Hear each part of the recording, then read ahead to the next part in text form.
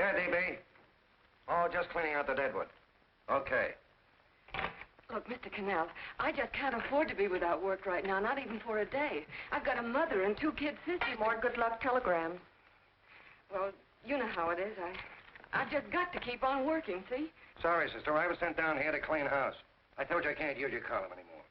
It's lavender, no lace. Send those other people in.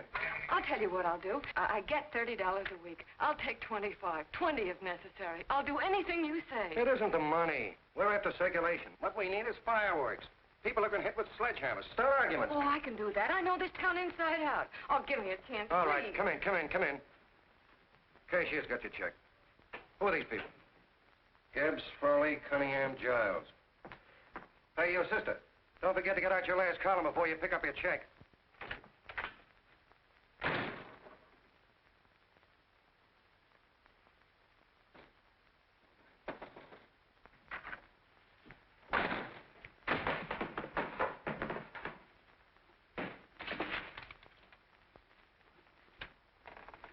You're a couple of sticks shy in your column, man. Big rich slob like D.B. Norton buys the paper and 40 heads are chopped off.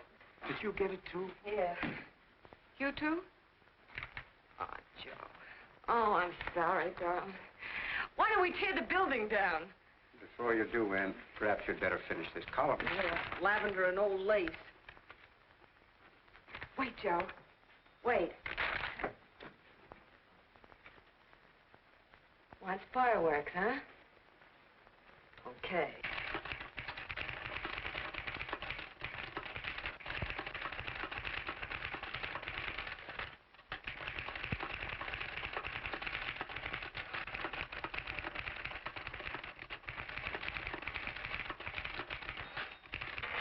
Here. Below is a letter which reached my desk this morning. It's a commentary on what we laughingly call a civilized world. Dear Miss Mitchell, 4 years ago, I was fired out of my job. Since then, I haven't been able to get another one. At first, I was sore at the state administration because it's on account of the slimy politics here we have all this unemployment.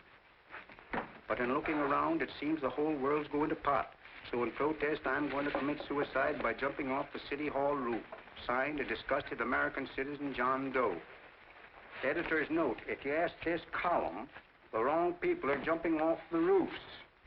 Hey, Ann, this is the old Fakeroo, isn't it? Never mind that, Joe. Go ahead. Sorry.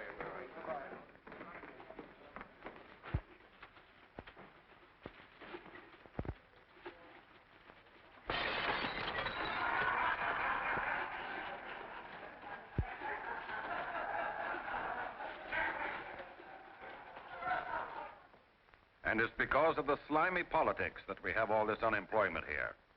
There it is. That's D.B. Norton's opening attack on the governor. Why, Jim, it's just a letter sent into a column. No, I can smell it. That's Norton. Good morning, gentlemen. Good morning, Governor. Morning, Governor. You're rather early. Governor, did you happen to see this in the new bulletin? Yes. I had it served with my breakfast this morning. Jim thinks it's D.B. Norton at work. Of course it is. Oh, come, Jim. That little item, D.B. Norton does things in a much bigger way. This is his opening attack on you, Governor. Take my word for it. What did he buy a paper for? Why did he engage a high-pressure editor like Connell for? He's in the oil business. I tell you, Governor, he's after your scalp. All right, Jim, all right. Don't burst a blood vessel. I'll look into it. You get me Spencer of the Daily Chronicle, please? Yes, I saw it, Governor. If you ask me, that's a phony letter. Why, that gagger's got whiskers on it. Okay, I'll get the mayor and maybe the Chamber of Commerce to go after them. Get Mayor Lovett on the phone. Sorry, the mayor's busy on the other phone. Yes, I know, Mrs. Brewster. It's a terrible reflection on our city. I've had a dozen calls already. Spencer of the Chronicle. Hold him. Just a minute. Yes, Mrs. Brewster. I'm listening. I insist that this John Doe man be found and given a job at once. Now, if something isn't done about it, I'll call out the whole auxiliary. Yes, and the junior auxiliary, too. We'll hold a meeting and see that it is... Yes, Spencer? Oh, the governor? Well, what about me? It's my building he's jumping off of, and I'm up for re-election, too. What are you doing? Get Connell at the bulletin. Why, he's liable to go right past my window. Get me Connell. What was that? What? Out the window. Something just flew by. I didn't see anything. Well, don't stand there, you idiot. Go and look. Open the window. Oh, why did he have to pick on my building? Is there a crowd in the street? No, sir. Then maybe he's caught on a ledge. Look again. I think it must have been a seagull. A seagull? What's a seagull doing around the city hall? That's a bad omen, isn't it? Oh, no, sir. The seagull is a lovely bird. It's all right, Mrs. Brewster. It was just a seagull. Connell? Nothing's happened yet. No, I'm watching. Don't worry, Mrs. Brewster. Just leave it all to me. Spencer, I'll call you back. Hello, Connell? What are you doing? This is the mayor. Yes, Mayor Lovett. How many times are you going to call me? I've got everybody and his brother and sister out looking for him. Did you see the box I'm running? An appeal to John Doe. Think it over, John. Life can be beautiful, says Mayor. If you need a job, apply to the editor of this paper and so forth and so forth. Okay, Mayor, I'll let you know as soon as I have something. What? Well, pull down the blinds. Went up to Miss Mitchell's house, boss. Boy, she's in a bad way. Where is she? Hey, do you know something? She supports a mother and 2 kids. What do you know about that? Did you find her? No. Her mother's awful worried about her. When she left the house, she said she was going on a roaring drunk. Of the girl, I mean. Go out and find her. Sure. Hey, but the biggest thing I didn't tell you, her old man's Doc Mitchell. You know the doctor saved my mother's life and wouldn't take any money for it? You remember that. Okay, boss, I'll go and look for her. Holy smokes, Commissioner, you've had 24 hours. Okay, Hawkshaw, grab a pencil. Here it is again. About 5'5", brown eyes, light chestnut hair, and as fine a pair of legs as ever walked into this office. Did you want to see me? No. I've had the whole Army and Navy out searching for you because that's a game we play here every day. I remember distinctly being fired. That's right. But you have a piece of property that still belongs to this newspaper, and I'd like to have it. What's that? The letter. What letter? The letter from John Doe. Oh. The whole town's in an uproar. We've got to find him, and the letter's the only clue. There is no letter. We'll get a handwriting expert to... What? There is no letter. Say that again. There's no letter. I made it up. You made it up. Mm-hmm. You said you wanted fireworks. Don't you know there are 9 jobs waiting for this guy? 22 families want to board him free. 5 women want to marry him, and the mayor's practically ready to adopt him, and you... Just call the morgue, boss. They said there's a girl there. Shut up. Ann, say, why didn't you... Hey. Only one thing to do, Hank. Drop the whole business quickly. How? Run its story. Say John Doe was in here and is sorry he wrote the letter and... That's right. They've got it, sure. He came in here, and I made him change his mind. Bulletin editor saves John Doe's life. Well, it's perfect. I'll have Ned write it up. Oh, Ned, I got a story I want you to... Wait a minute. Listen, you great, big, wonderful genius of a newspaper man. You came down here to shoot some life into this dying paper, didn't you? Well, the whole town's curious about John Doe, and boom, just like that, you're going to bury him. There's enough circulation in that man to start a shortage in the ink market. In what man? John Doe. What John Doe? John Doe, the one I made up. Look, genius, now look. Suppose there was a John Doe and he walked into this office. What would you do? Find him a job and forget about the whole business, I suppose, huh? Not me. I'd make a deal with him. A deal? Sure, when you get hold of a stunt that sells papers, you don't drop it like a hot potato. Well, this is good for at least a couple of months. You know what I'd do? Between now and, let's say, Christmas when he's going to jump, I'd run a daily on. Starting with his boyhood, his schooling, his first job. A wide-eyed youngster facing a chaotic world. The problem of the average man, of all the John Does in the world. Now, then comes the drama. He meets discouragement. He finds the world his feet of clay. His ideals crumble, so what does he do? He decides to commit suicide and protest against the state of civilization. He thinks of the river, but no. No, he has a better idea. The city hall. Why? Because he wants to attract attention. He wants to get a few things off his chest, and that's the only way he can get himself heard. So? So he writes me a letter, and I dig him up. He pours out his soul to me. And from now on, we quote, I protest by John Doe. He protests against all the evils in the world. The greed, the lust, the hate, the fear. All of man's inhumanity to man. Arguments will start. Should he commit suicide or should he not? People will write in pleading with him. But no, sir, John Doe will remain adamant. On Christmas Eve, hot or cold, he goes. See? Very pretty. Very pretty indeed, Miss Mitchell. But would you mind telling me who goes on Christmas Eve? John Doe. What John Doe? The one we hire for the job, you lunkhead. Wait a minute. Let me get this through this lame brain of mine. Are you suggesting we go out and hire someone to say he's going to commit suicide on Christmas Eve? Is that it? Well, you're catching on. Who, for instance? Anybody. Beanie'll do. Why, sure. Who, me? Jump off a... Oh, no, any time at Christmas. I'm superstitious.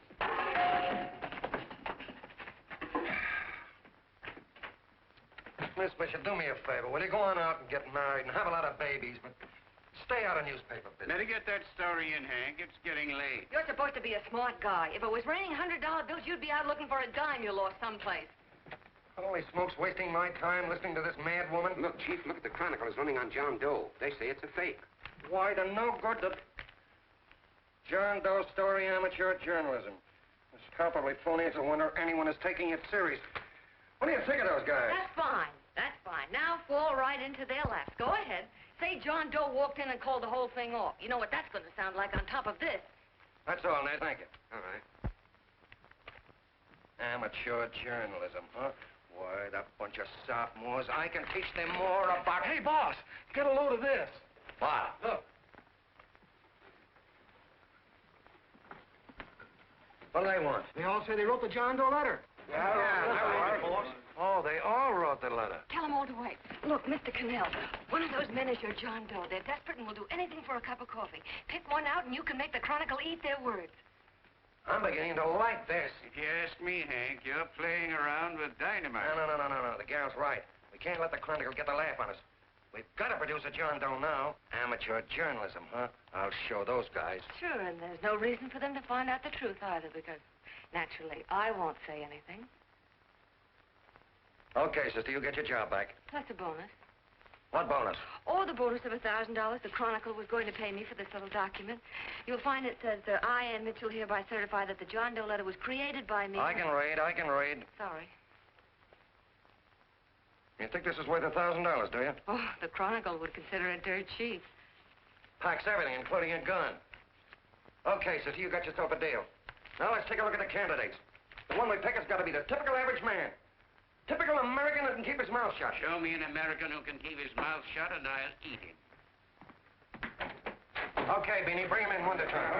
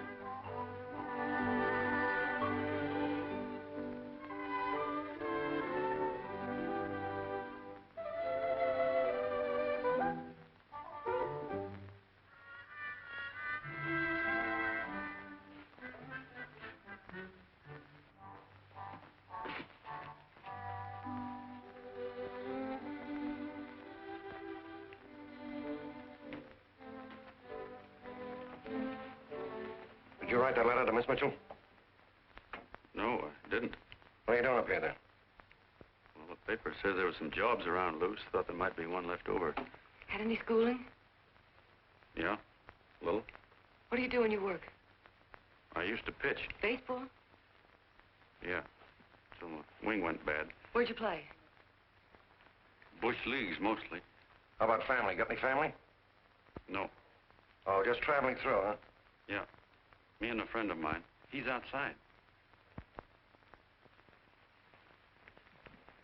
Looks all right. Be perfect, a baseball player. What could be more American? She had a family, though. Be less complicated without a family. Look at that face. It's wonderful. They'll believe him. Come on. What's your name? Willoughby. John Willoughby. Long John Willoughby, they called me in baseball. Would you like to make some money? Yeah. Maybe. Would you be willing to say you wrote that letter and stick by it?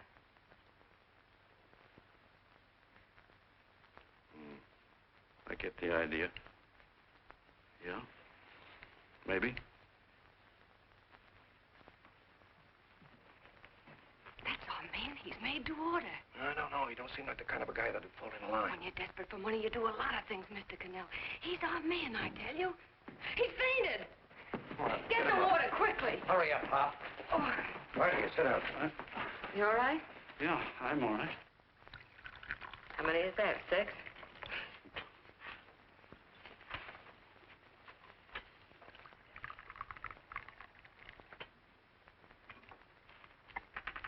Pretty hungry, weren't you? this John Doe business is batty, if you ask me. Well, nobody asked you. Trying to improve the world by jumping off buildings. You couldn't improve the world if the buildings jumped on you. Don't mind the colonel. He hates people. He liked you well enough to stick around. Well, that's because we both play doohickeys. I met him in a boxcar a couple of years ago. I was fooling around with my harmonica, and he comes over and joins in. I haven't been able to shake him since.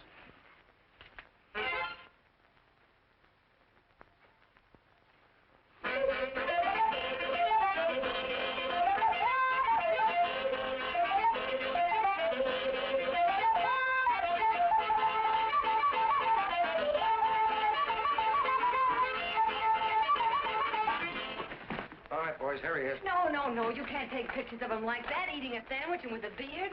But he's going to jump off a building. Yes, but not because he's out of a job. That's not news. This man's going to jump as a matter of principle. Well, maybe you're right. We'll clean him up and put him in a hotel room under bodyguards. We'll make a mystery out of him. Did you speak to Mr. Norton? Thinks it's terrific. Says for us to go the limit. Wants us to build a bonfire under every big shot in the state. Oh, swell. Is that the contract? Yeah. What's he doing here? Friend of his. They play duets together. Duets? But can we trust him? Oh. I trust him. Oh, you trust him, eh? Well, that's fine. I suppose he trusts you, too. Oh, stop worrying. He's all right. Okay, but we don't want more than a couple of hundred people in on this thing. Now, the first thing I want is an exact copy of the John Doe letter in your own handwriting. I've got it already. Here. No, that's fine. Now, I want you to sign this agreement. It gives us an exclusive story under your name, day by day, from now until Christmas. On December 26th, you get one railroad ticket out of town. And the bulletin agrees to pay to have your lawn fixed. That's what you want, isn't it? Yeah, but it's got to be by Bonesetter Brown. Okay, Bonesetter Brown goes. Here, sign it. Meanwhile, here's $50 spending money. That's fine. Beanie? Yes, boss. Take charge of him. Get him a suite at the Imperial and hire some bodyguards. Yeah, and some new clothes, Beanie. You think we better have him deloused? Yeah. Both of them? Yes, both of them, but don't let them out of your sight. Hey, Beanie, gray suit, huh? Yes. Okay, fellas.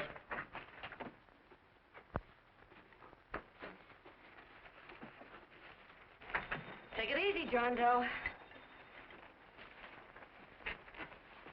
And you start pounding that typewriter. Oh, boy, this is terrific. No responsibilities on our part, just statements from John Doe, and we can blast our heads off. Before you pop too many buttons, don't forget to make out that check for $1,000.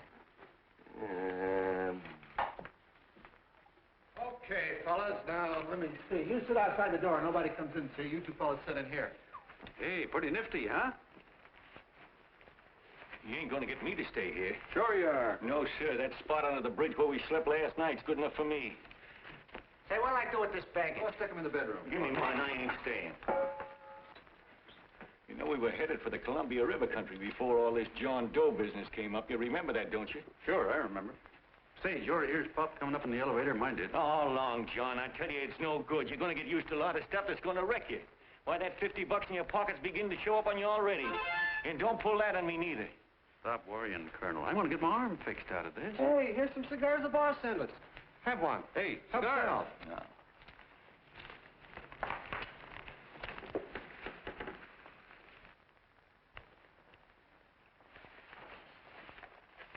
Say, I'll bet you even the major leaguers don't rate an outfit like this. Here, make yourself comfortable.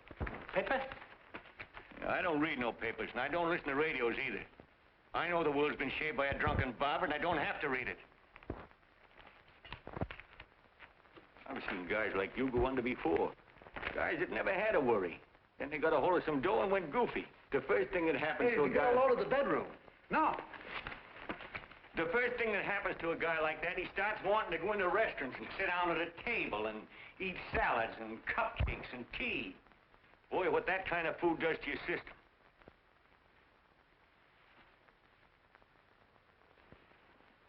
The next thing the dope wants is a room. Yes, sir, a room with steam heat, and curtains and rugs, and before you know it, he's all softened up and he can't sleep unless he has a bed. Hey, stop worrying, Colonel. $50 ain't gonna ruin me. I've seen plenty of fellas start out with $50 and wind up with a bank account. Hey, what's the matter with the bank account, anyway? And let me tell you, Long John, when you become a guy with a bank account, they got you. Yes, sir, they got you. Who's got him? The helots. Who? Hey, there's the City Hall tower I was supposed to jump off of. It's even higher than this. Who's got him? The helots. Woo! Hey, wait a minute! You're not supposed to jump on Christmas Eve. Do you want to get me in a jam? If it's going to get you in the jam, we'll do you a favor. I won't jump. And when they got you, you got no more chance than a road rabbit. Hey, who'd you say was going to get him? Hey, is this one of those places where you ring if you want something? Yeah, just use the phone. Boy, I've always wanted to do this. Hey, Doc, look. Look, Doc. Give me that again, will you? Who's going to get him? The helots. Who are they? Listen, sucker, you ever been broke? Sure, mostly often. All right. You're walking along. Not a nickel in your jeans. You're free as the wind. Nobody bothers you. Hundreds of people pass you by in every line of business. Shoes, hats, automobiles, radios, furniture, everything. And they're all nice, lovable people. And they let you alone. Well, is that right? Then you get a hold of some dough, and what happens? All those nice, sweet, lovable people become helots. A lot of heels. They begin creeping up on you, trying to sell you something. They get long claws, and they get a stranglehold on you. And you squirm, and you duck, and you holler, and you try to push them away, but you haven't got a chance. They got you. First thing you know, you own things. A car, for instance. Now your whole life is messed up with a lot more stuff. You get license fees, and number plates, and gas, and oil, and taxes, and insurance, and identification cards, and letters, and bills, and flat tires, and dents, and traffic tickets, and motorcycle cops, and courtrooms, and lawyers, and fines, and 1,000,001 other things. And what happens? You're not the free and happy guy you used to be. You gotta have money to pay for all those things. So you go after what the other fellas got. And there you are. You're a helot yourself.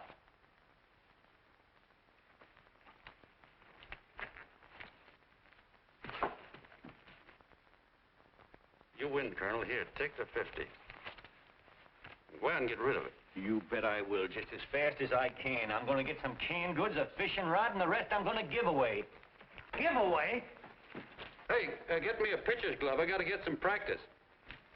Say, he's giving it away. I'm gonna get me some of that. Hey, come back here, you helot. For you send up 5 hamburgers with all the trimmings, 5 chocolate ice cream sodas, and 5 pieces of apple pie. No, apple with cheese. Yeah, thanks.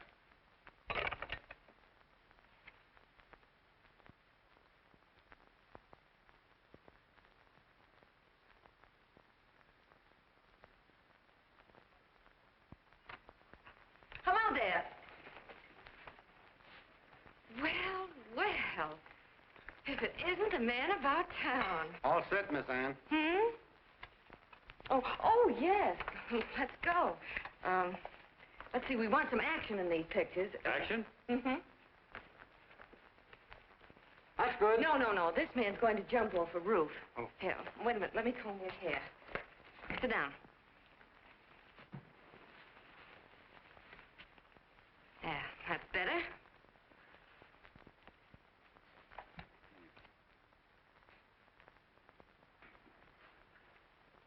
You know, he's got a nice face, hasn't he? Yeah, he's pretty. Sit down, quiet egghead.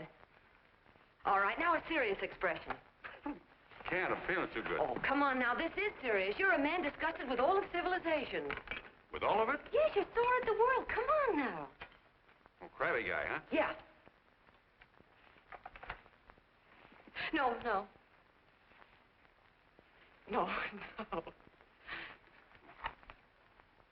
No, look. You don't have to smell the world. Well, all those guys in the Never picture mind stand- those guys. All right, stand up. Now, let's see what you look like when you protest. Against what? Against anything, just protest. You got me. Oh, look, I'm the umpire, and you just cut the heart of the plate with your fast one, and I called it a ball. What would you do? Oh, you did, huh? Yeah. Why can't you call it right, you boneheaded... Grab it!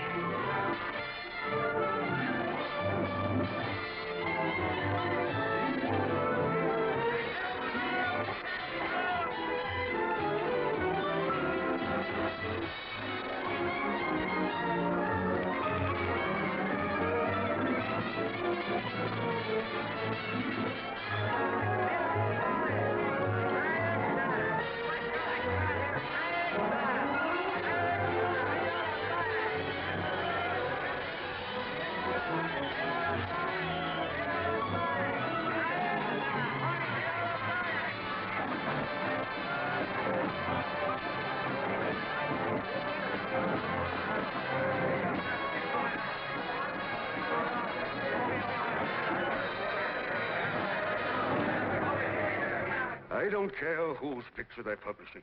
I still say that this John Doe person is a myth, and you can quote me on that. And I'm going to insist on his being produced for questioning. You know as well as I do that this whole thing is being engineered by a vicious man with a vicious purpose, Mr. D.B. Norton.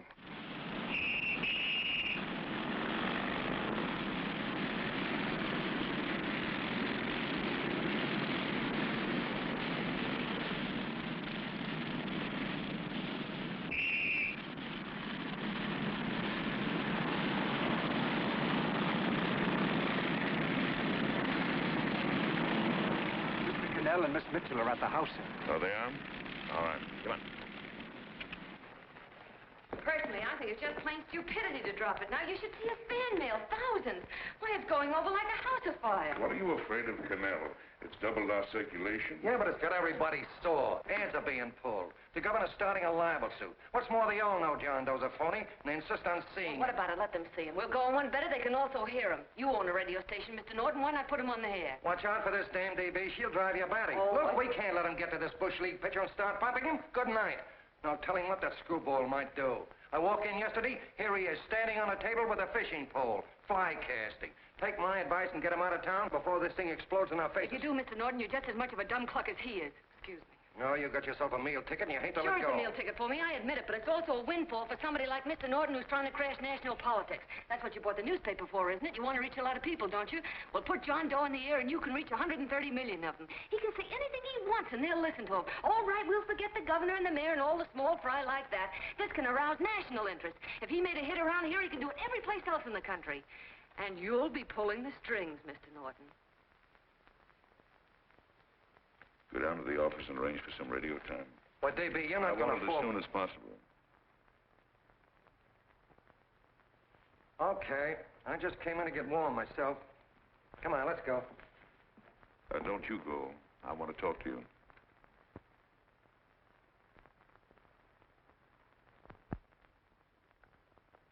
Sit down.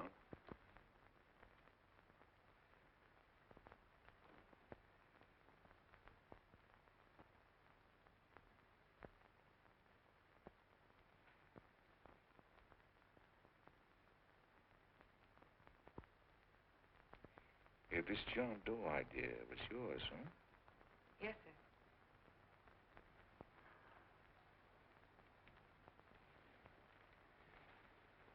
How much money do you get? $30. $30. Well, what are you after? I mean, what do you want? A journalistic career? Money. Money? Well, I'm glad to hear somebody admit it. Do you suppose you could write a radio speech that would put that fellow over? Oh, I'm sure I can. Do it, and I'll give you $100 a week. $100? That's only the beginning. You play your cards right, and you'll never have to worry about money again. Oh, I know it. Hello. Hello. Whenever there's a pretty woman around. This is my nephew, Ted Sheldon, Miss Mitchell. How do you do? How do you do? All right, Casanova, I'll give you a break. See that Miss Mitchell gets a car to take her home. Always reading my mind, aren't you? Thank you very much for everything. And Miss Mitchell, I think from now on you'd better work directly with me. Yes, sir.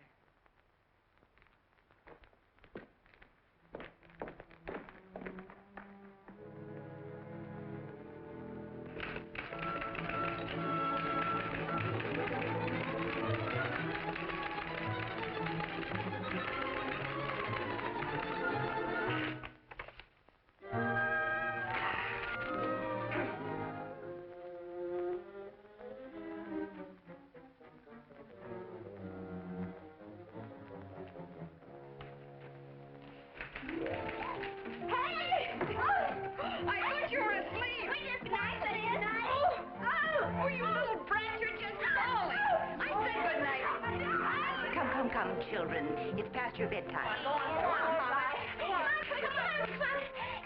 on. Now, scooch off the bed. Pour through me. I'm done. I'll never get this speech right. Oh, yes, you will, Ann, dear. You're very clever. Yeah, I know. What are you looking for? Your purse, I need $10. What for? I gave you 50 just the other day. Yes, I know, dear, but Mrs. Burke had her baby yesterday. 9 pounds.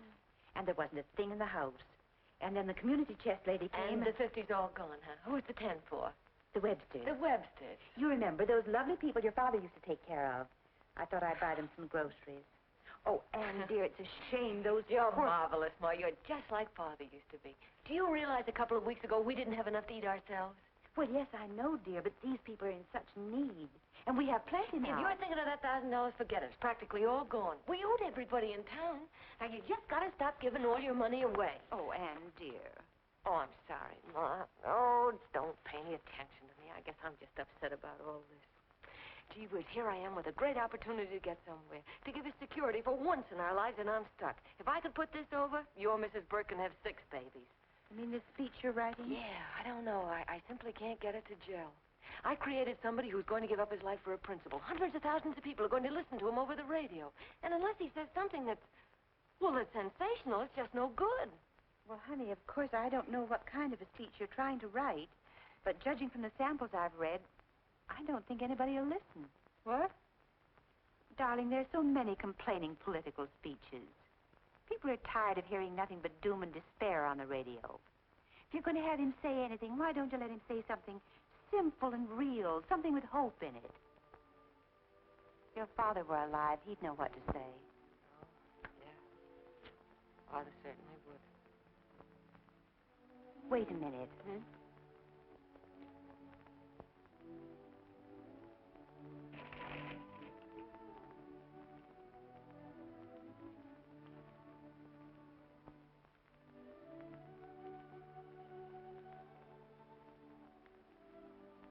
That's your father's diary, Anne. Father's... I never knew he had a diary. There's enough in it for 100 speeches. Things people ought to hear nowadays. You be careful of it, won't you, dear? Always help to keep your father alive for me. You bet I will, Ma.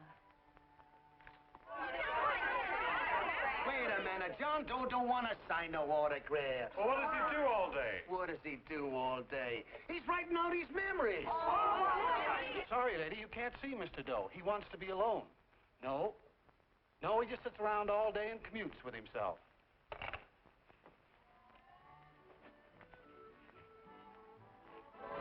Oh!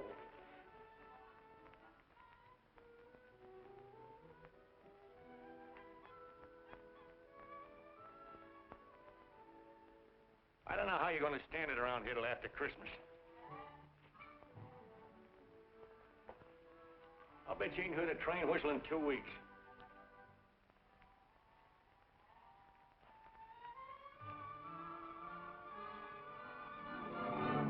Steve, right!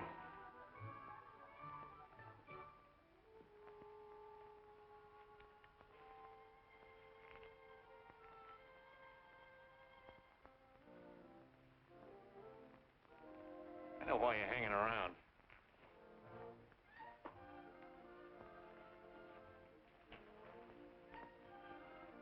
You're stuck on the girl. That's all a guy needs is to get hooked up with a woman.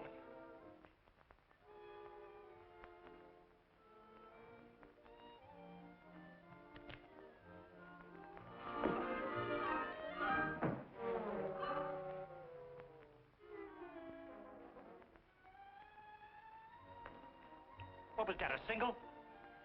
First baseman dropped the ball. Butterfingers! Tough luck, pal.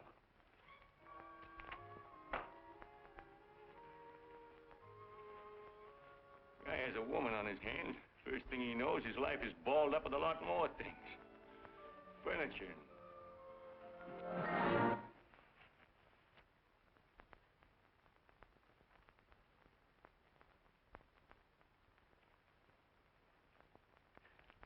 Did you get him? You're out. Swell. What's this, the end of the 8th? 9th.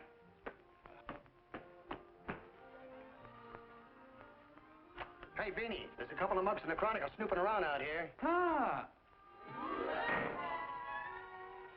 Come on, Angel Face. Gangway. What's the score, Angel Face? 3-2, our favor. Gee, that's great.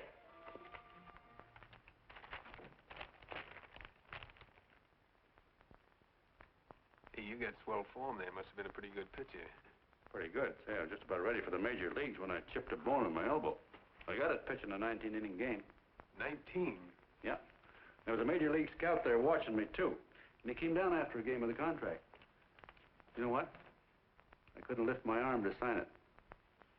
I'll be okay, though, as soon as I get it fixed up. It's too bad. What do you mean, too bad? Huh? Oh, that you'll never be able to play again. What are you talking about? I just told you I was going to get... Well, you know how they are in baseball if a guy's mixed up in a racket. Racket? What do you mean? Well, I was just thinking about this John Doe business. Why, as soon as it comes out it's all a fake, you'll be washed up in baseball, won't you? Yeah. Doggone, I never thought about that.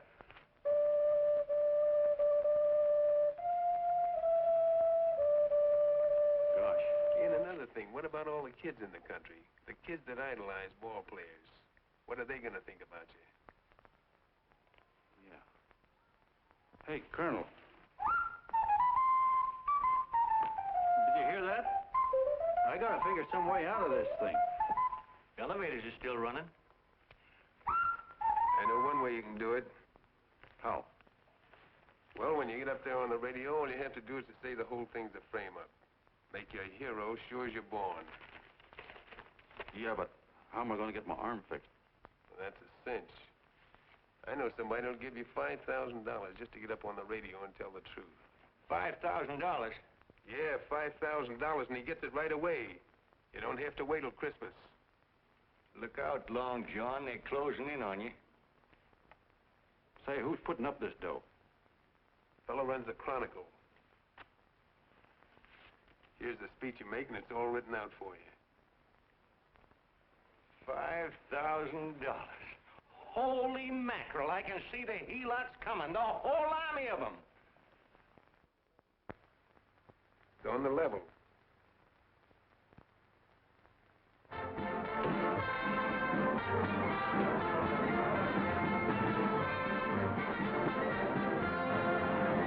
No, I'm sorry. Tickets for the broadcast are all gone. Phone the bulletin. Sorry, no more tickets left.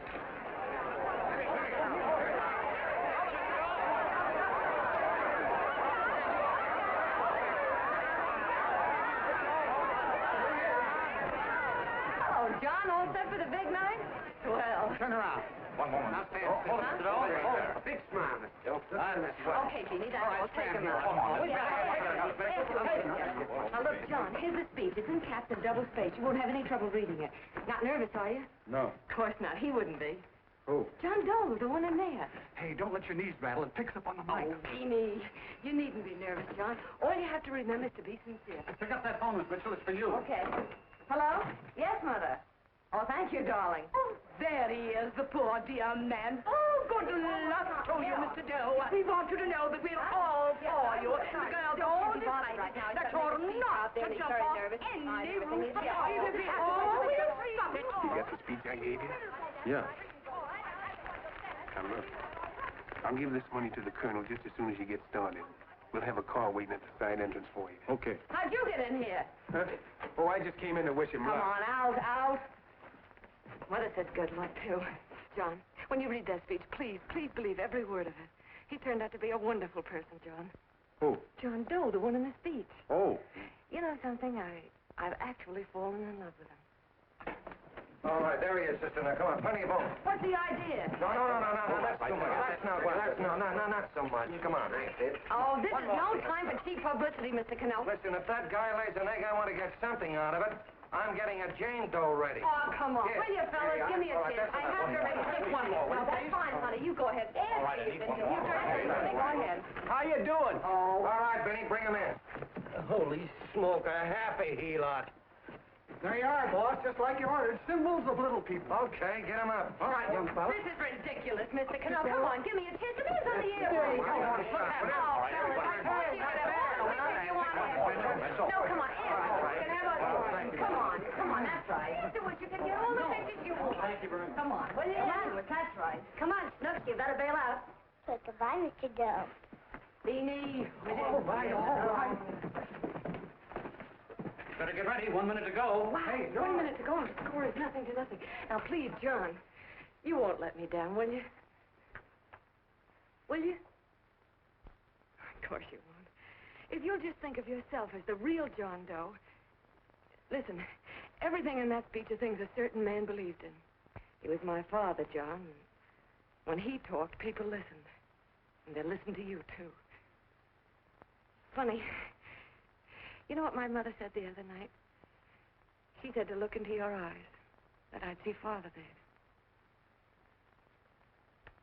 Hey, what do you say? Okay, we're coming. Come on. Now, listen, John, you're a pitcher. Now get in there and pitch. Good luck. Give him room, let him through. Come on.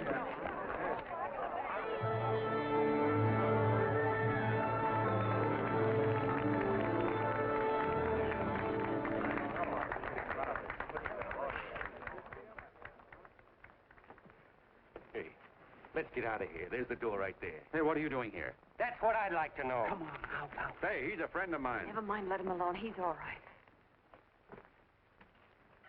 I'll be right over there pulling for you. No, John, over here.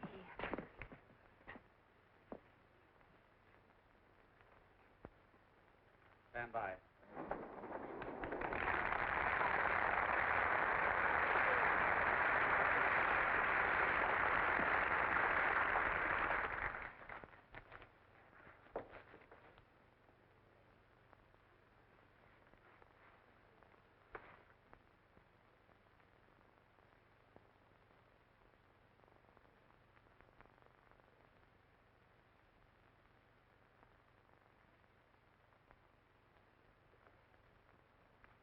Phone the Chronicle. Tell them to start getting those extras out.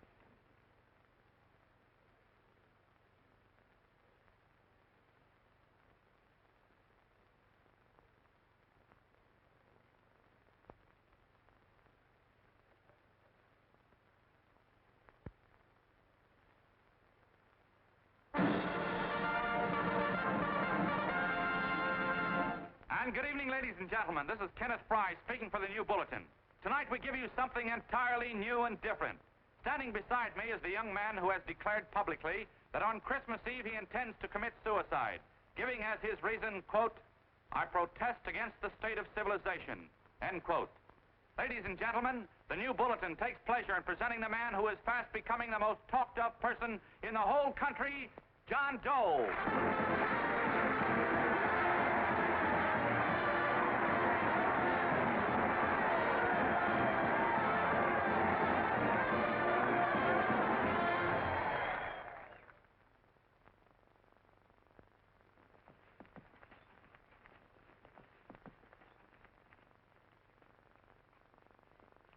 Ladies and gentlemen, I am the man you all know as John Doe. I took that name because it seems to describe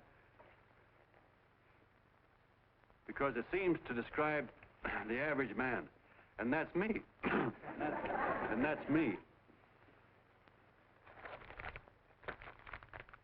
Well, it was me before I said I was going to jump off the city hall roof at midnight on Christmas Eve. Now I guess I'm not average anymore. Now I'm getting all sorts of attention. From big shots, too. We've been double-crossed. The mayor and the governor, for instance. They don't like those articles I've been writing. You're an imposter, young fellow. That's a pack of lies you're telling. Who wrote that speech for you?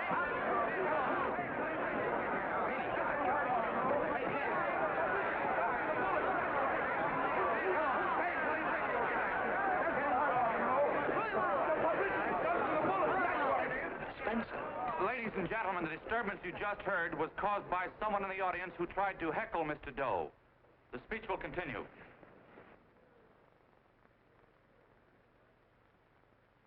Well, people like the governor and that fellow there can stop worrying. I'm not going to talk about them. I'm going to talk about us, the average guys, the John Does. If anybody should ask you what the average John Doe is like, you couldn't tell him because he's 1,000,001 things. He's Mr. Big and Mr. Small. He's simple and he's wise. He's inherently honest, but he's got a streak of larceny in his heart. He seldom walks up to a public telephone without shoving his finger into the slot to see if somebody left a nickel there.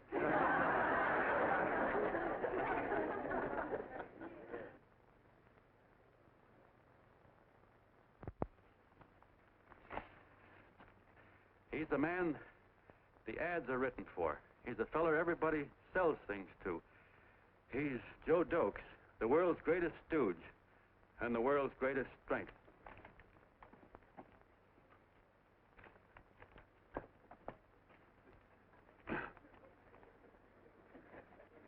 Yes, sir. Yes, sir, we're a great family, the John Does. We are the meek who are supposed to inherit the earth. You'll find us everywhere. We raise the crops, we dig the mines, work the factories, keep the books, fly the planes, and drive the buses. And when a cop yells, "Stand back there, you," he means us, the John Does. Well, what kind of a speech is that? Didn't you read it? We've existed since time began. We built the pyramids. We saw Christ crucified, pulled the oars for Roman emperors, sailed the boats for Columbus, retreated from Moscow with Napoleon, and froze with Washington at Valley Forge. Yes, sir. We've been in there dodging left hooks since before history began to walk. In our struggle for freedom, the canvas many a time, but we always bounce back because we're the people, and we're tough.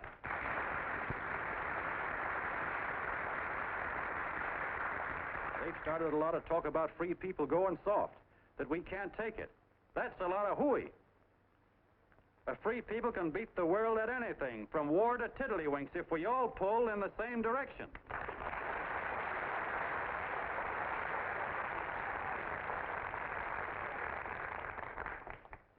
I know a lot of you are saying, "What can I do? I'm just a little punk. I don't count." Well, you're dead wrong. The little punks have always counted, because in the long run, the character of a country is the sum total of the character of its little punks.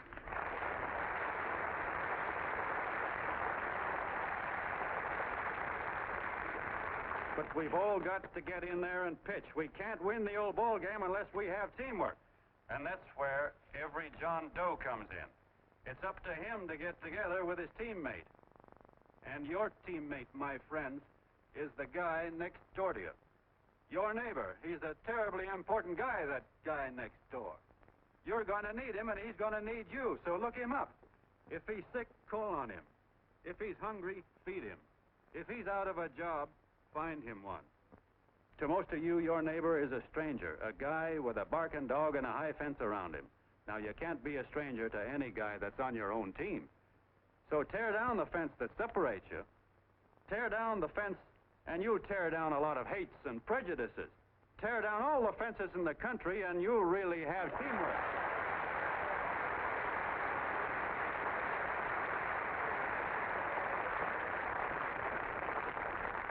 I know a lot of you are saying to yourselves, "He's asking for a miracle to happen. He's expecting people to change all of a sudden."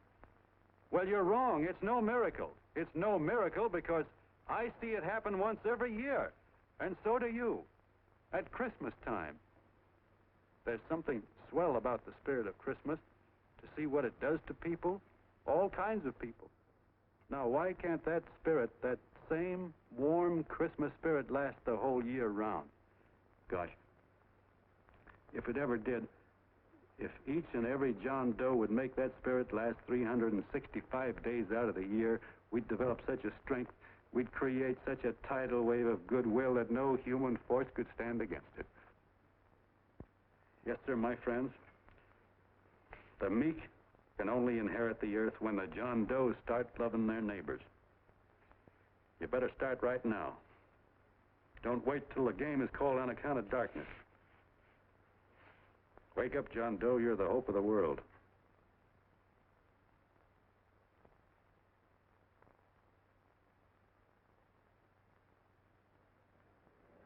John, you were wonderful.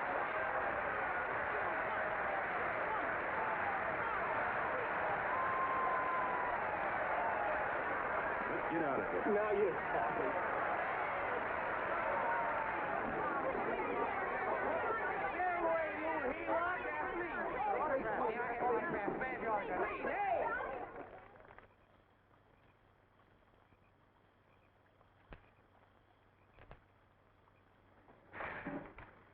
knew you'd wake up sooner or later. Boy, am I glad we got out of that mess. I had the 5,000 bucks sewed up. Could have been on my way to old Doc Brown. You're a pitcher, John, she says. Now, go in there and pitch. What a sucker. Yeah, she's a heel-lot just like the rest of them. It's lucky you got away from her. What was I doing up there making a speech anyway? Me, huh? Geez, the more I think about it, the more I could... Tear down all the fences. Why, if you tore one picket off of your neighbor's fence, he'd sue you. 5,000 bucks, had it right in my hand. What do you mean he ran away? We'll go after him, find him. That man is terrific.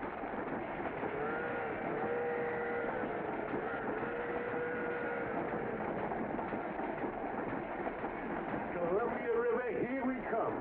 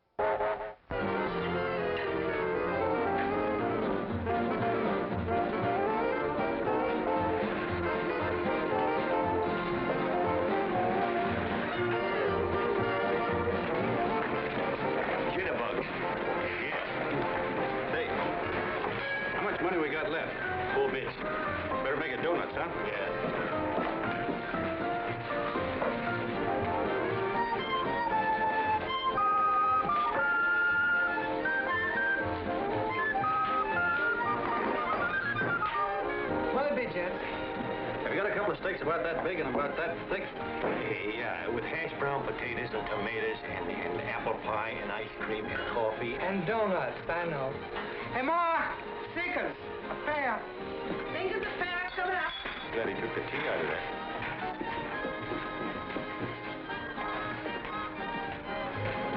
Hey, look. Join the John Doe Club. John Doe Club?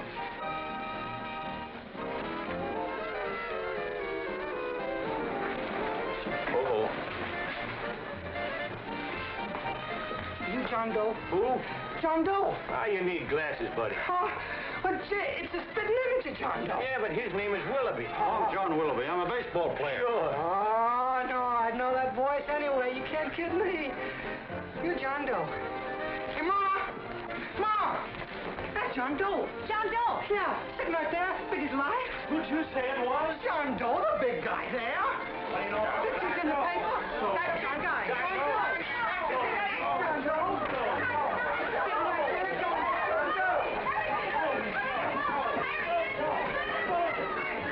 Hey, operator, Dan Beaner. Look, call everybody in town. John Doe was just in my place. Yeah, he ordered donuts.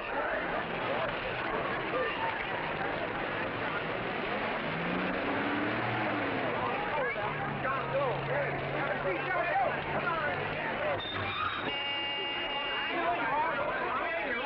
seat, John Doe. Come on.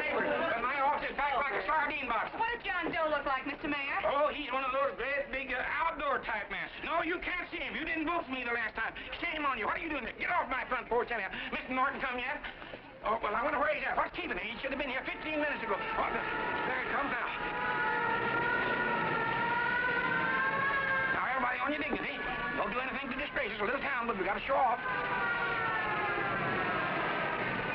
Better let me talk to him. All right, but present it to him as a great cause for the common man. Ah, here he comes. Now, give him room down there. Give him room, folks.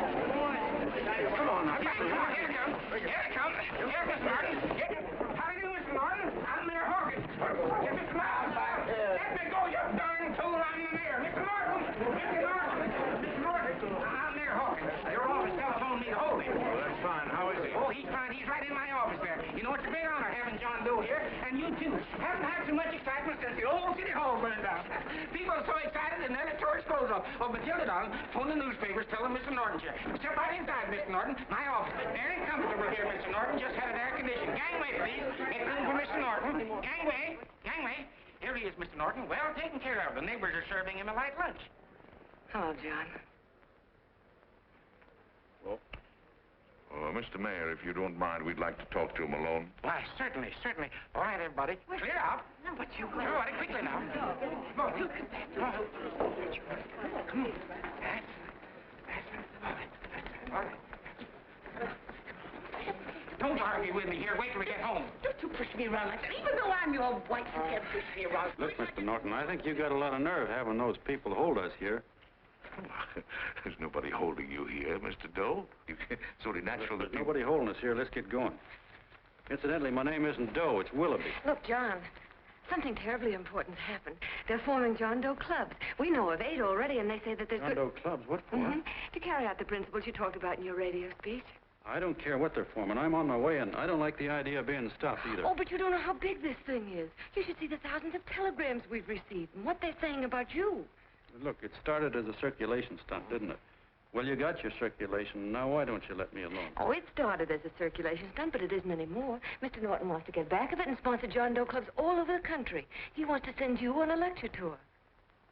Me? Uh-huh. Well, certainly. With your ability to influence people, it might grow into a glorious movement. Say, let's get something straight here. I don't want any part of this thing. If you got an idea I'm going around lecturing the people, why, you're crazy. Baseball's my racket, and I'm sticking to it. Come on, Colonel, let's get out of here. John, Please, please. I just got rid of one crowd. But please, Mr. Mayor, tell him the John Doe Club wants to talk to him. Let them in, Mr. Mayor. Let them come in. Okay, folks, but remember your manners. No stampeding. Walk slow, like you do when you come to pay your taxes.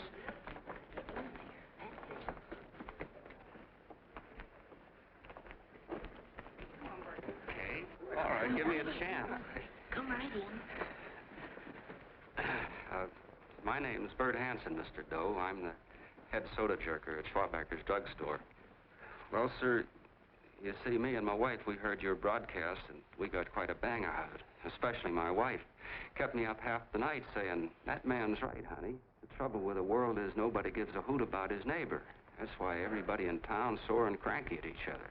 And I kept saying, well, that's fine, but how's a guy going to go around loving the kind of neighbors we got? Old Sourpuss, for instance. You see, Sourpuss Smithers is a guy lives all alone next door to us. He's a cranky old man and runs a second-hand furniture store. We haven't spoken to him for years. I always figured he was an ornery old gent that hated the world because he was always slamming his garage door and playing the radio so loud he kept half the neighbors up. Well, anyway, the next morning I'm out watering the lawn and I look over and there's Sourpuss on the other side of the hedge straightening out a dent in his fender. And my wife yells to me out the window. She says, go on, speak to him, Bert. And I figured, well, heck, I can't lose anything, so I yelled over to him, good morning, Mr. Smithers. He went right on pounding his fender. Was I burned? So I turned around to give my wife a dirty look, and she said, louder, louder, he didn't hear you. So in a voice you could have heard in the next county, I yelled, good morning, Mr. Smithers. Well, sir, you could have knocked me over with a feather. Old Sourpuss turned around surprised-like, and he put on a big smile, came over and took my hand like an old lodge brother, and he said, good morning, Hanson. I've been wanting to talk to you for years, only I thought you didn't like me. And then he started chatting away like a happy little kid, and he got so excited his eyes all... Well, Mr. Doe, before we got through, I found out Smithers is a swell egg, only he's pretty deaf, and that accounts for all the noises. And he says it's a shame how little we know about our neighbors. And then he got an idea, and he said, how's about inviting everybody someplace where we can all get together and know each other a little better? Well, I'm feeling so good by this time, I'm ripe for anything, so Smithers goes around the neighborhood inviting everybody to a meeting at the schoolhouse, and I tell everybody that comes in the store, including Mr. Schwabacker, my boss. I'm talking too much. Well, I'll be doggone if for 40 people don't show up. Of course, none of us knew what to do, but we sure got a kick out of seeing how glad everybody was just to say hello to one another. Tell him about making Sourpuss chairman. Oh, yeah, we made Sourpuss chairman and decided to call ourselves the John Doe Club. And say, incidentally, this is my wife. Come here, honey. This is my wife, Mr. Doe. How do you do, Mr. Doe?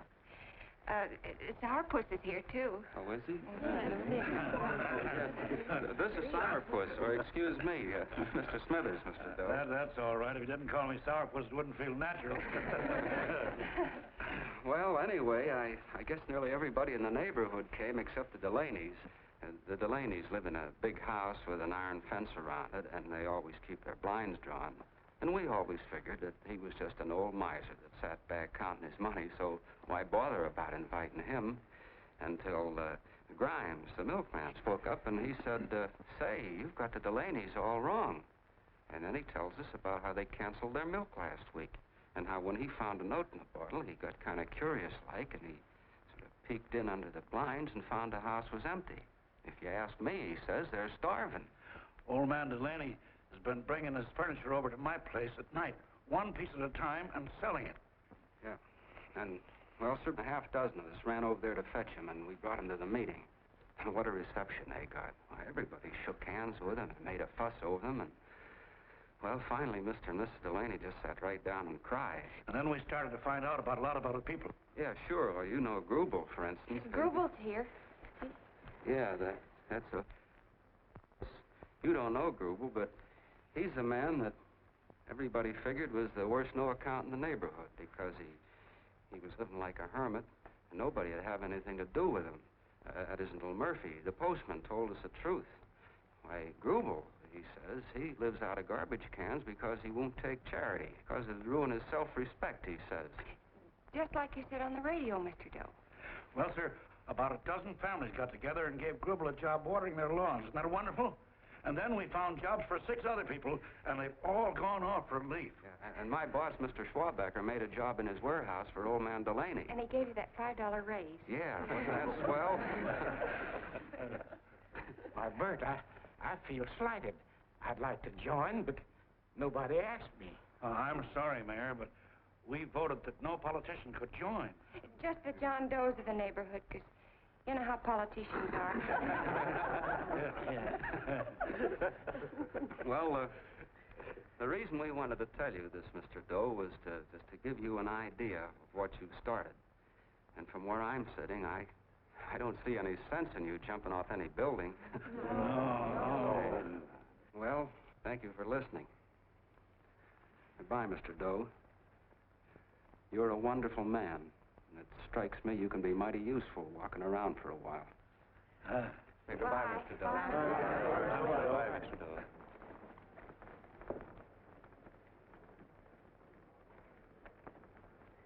I'm Mrs. Delaney, Mr. Doe. And God bless you, my boy.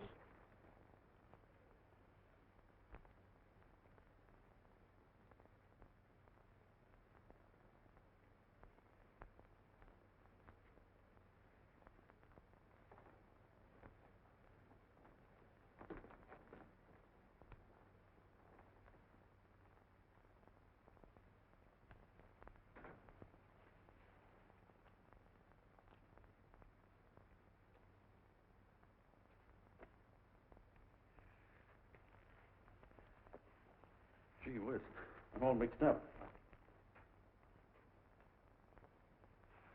I don't get it. Look, all those swell people think I'm going to jump off a building or something. I never had any such idea. Gosh. The fellow'd have to be a mighty fine example himself to go around telling other people how to... Say, look, what happened the other night was on account of Miss Mitchell here. She wrote the stuff. Don't you see what a wonderful thing this can be? But we need you, John. You're hooked. I can see that right now. They got you. Well, I'm through. For 3 years, I've been trying to get you up to the Columbia River country. First it was your glass arm, then it was the radio, and now it's the John Doe clubs. Well, I ain't waiting another minute. Gangway, you helots! Hey, Colonel, wait a minute. I want you personally to go along with John Doe and Miss Mitchell and handle the press and the radio. Me? Yes, I don't want to take any chances. And Johnson? Yes, Stevie? Your crew will do the mop-up job. They'll follow John Doe into every town, see that the clubs are properly organized and the charters issued. Right. There are only 8 flags up there now. I want to see that map covered before we get through.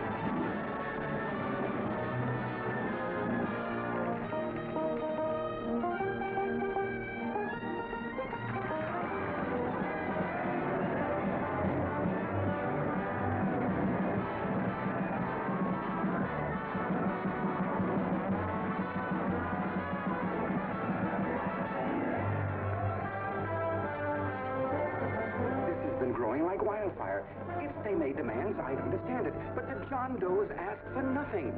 People are going off relief. If this keeps up, I'll be out of a job. As soon as they get strong enough, we'll find out what John Doe wants. 30 every Thursday. 60 at 60. Who knows what? I'm sorry, boss. They just won't let anybody talk politics to them. It's crazy. We've got to get to them. They represent millions of voters.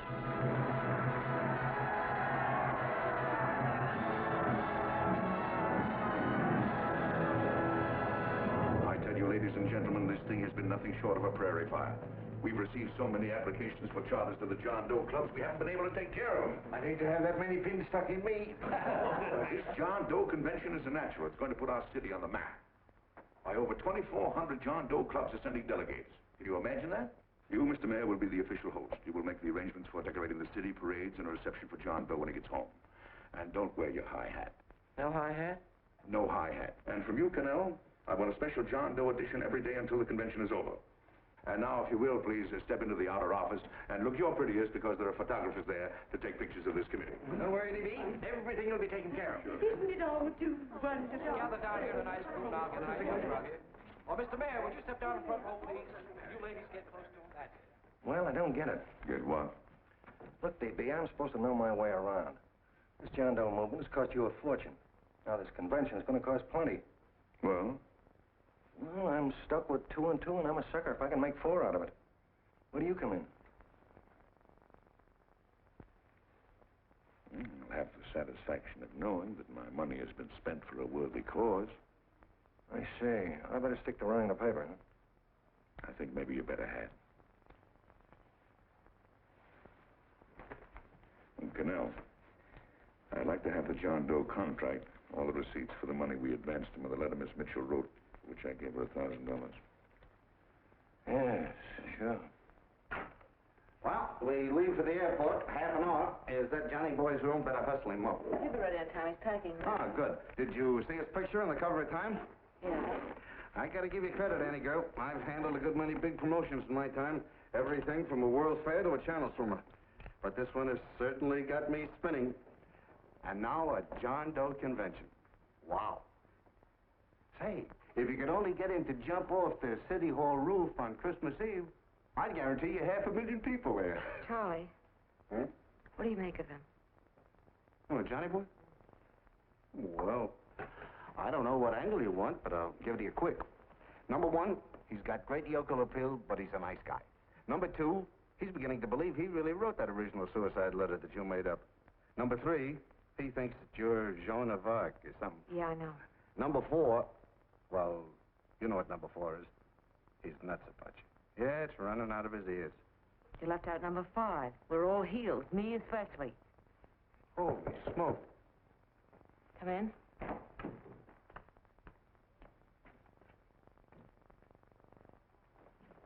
More pack. Good. I'll go and get Beanie Boy. Okay, Charlie boy.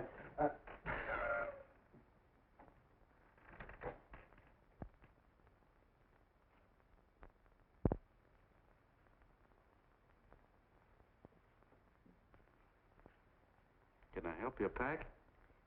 No, thank you.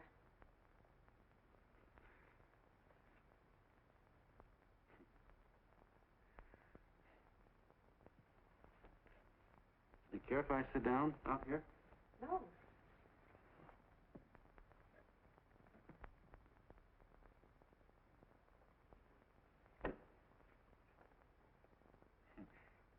You know, I had a crazy dream last night. It was about you. About me? Sure was crazy. I dreamt I was your father.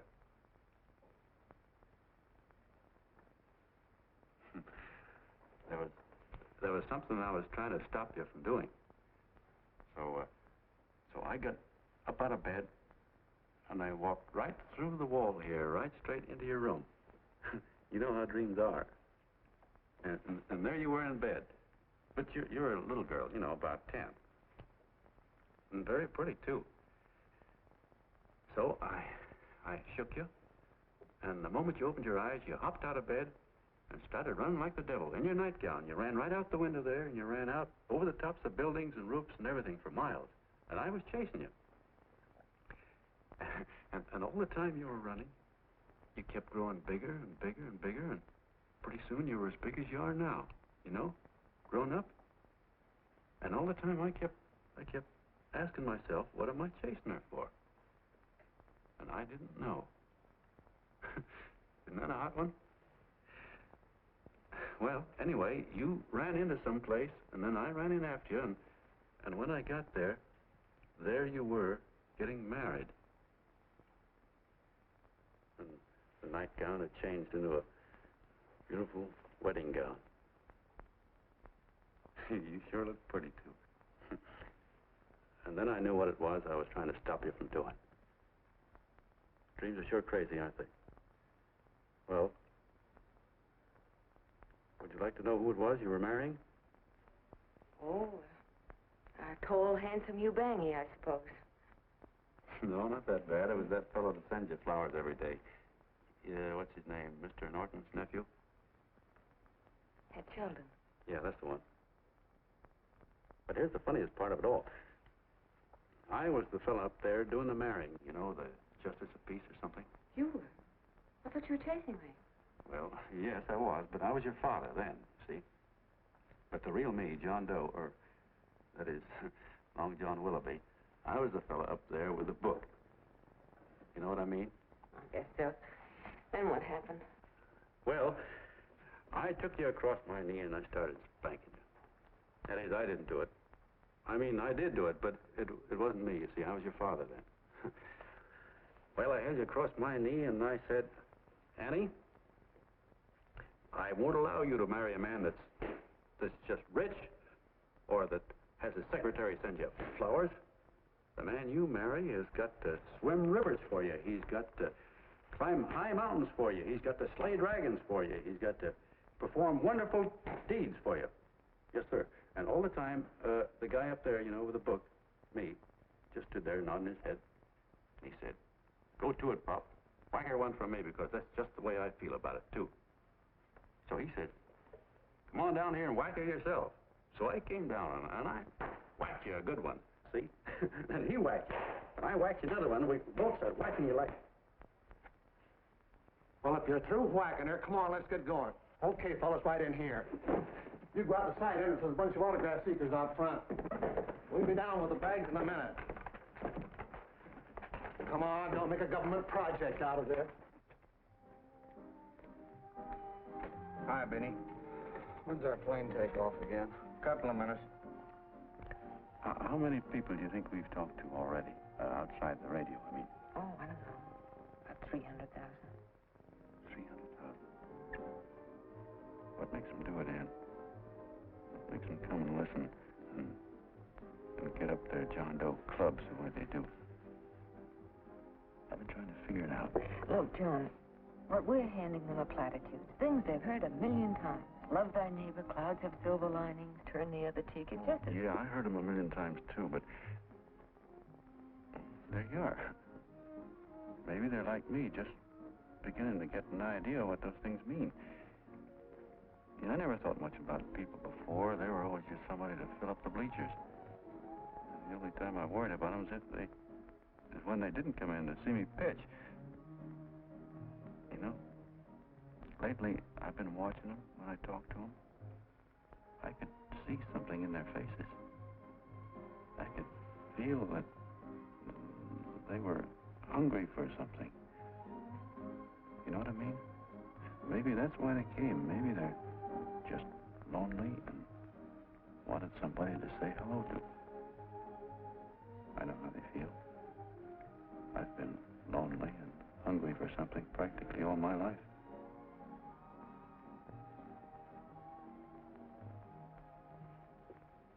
All aboard, folks. Yeah, that's true.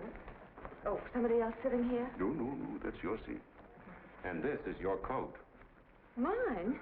A little token of appreciation.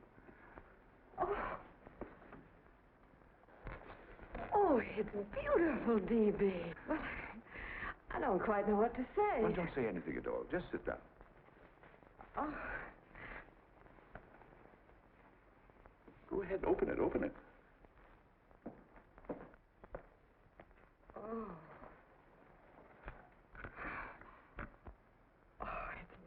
lovely. And a new contract goes with it.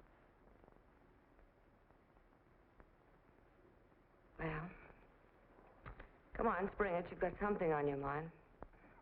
Must be stupendous. Yeah, that's what I like about it. Right to the point, like that.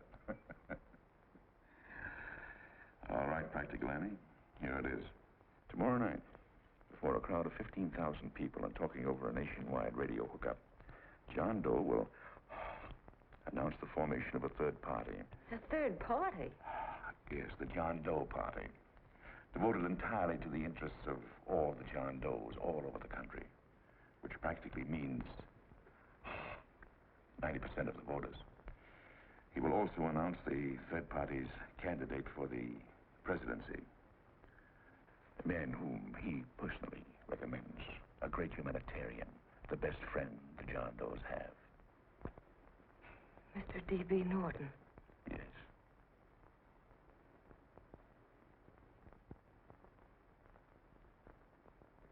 Wow.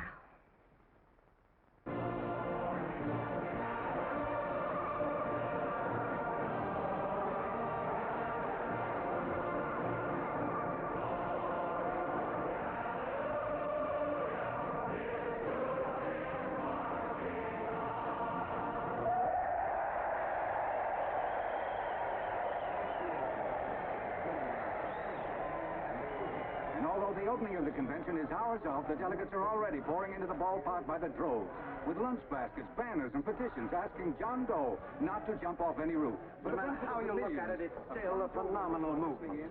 These John Does, or the hoi polloi, as you've heard people call them, have been laughed at and ridiculed, but here they are, gay and happy, having traveled thousands of miles, their expenses paid by their neighbors, to come here to pay homage to their hero, John Doe. And in these days of wars and bombings, it's a hopeful sign that a simple idea like this can sweep the country. An idea based on friendliness, on giving and not taking, on helping your neighbor and asking nothing in return. And if a thing like this can happen, don't let any of your grumbling friends tell you that humanity is falling apart. This is John B. Hughes, signing off now and returning you to our main studio until 9 o'clock, when the convention will officially open. Oh, John, come in. Say, I'm kind of... It's raining out a little. That's all right. It's good to see you. Sit down. Thanks.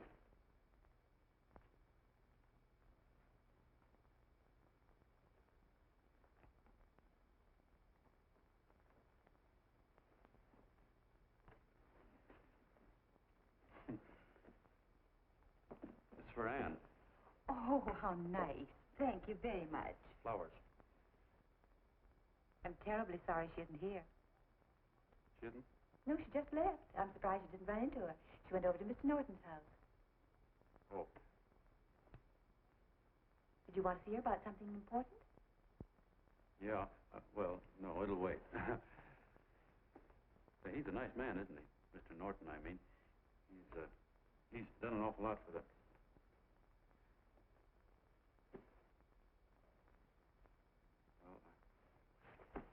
Say, my coat's pretty wet. I'm afraid I might have wet the couch a little.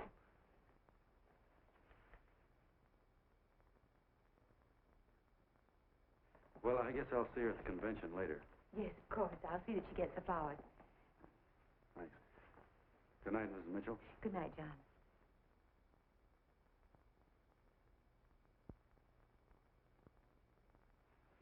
Say, Miss Mitchell, I'm kind of glad Anne isn't here.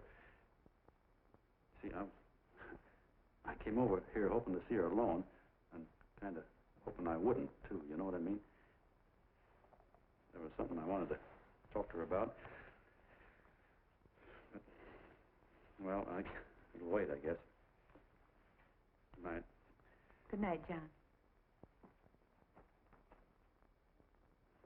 Say, look, Mrs. Mitchell, have you ever been married?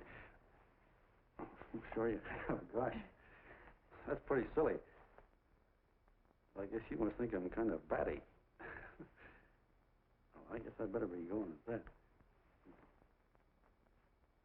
John, my husband said, I love you. Will you marry me? You did? What happened? I married him. Yeah, that's what I mean, see? It was easy as all that, huh? Yeah, but look, Mrs. Mitchell. You know, I love Ann, and it's going to be awfully hard for me to say it. Because, well, you know, she's so wonderful. And, well, the best I ever was a Bush League pitcher. And, you know, I think she's in love with another man. The one she made up. You know, the real John Doe. Well, that's pretty tough competition. I bet you he'd know how to say it all right. With me, I get up to it and around it and in back of it, but I never get right to it. You know what I mean? So the only chance I've got is, well, if somebody could kind of give her a warning, sort of prepare her for the shock. You mean you'd like me to do it? Hmm? Well, I was thinking that, yeah, you know, sort of break the ice. Of course I will, John. Thank you, Mrs. Mitchell. Hey, you're okay.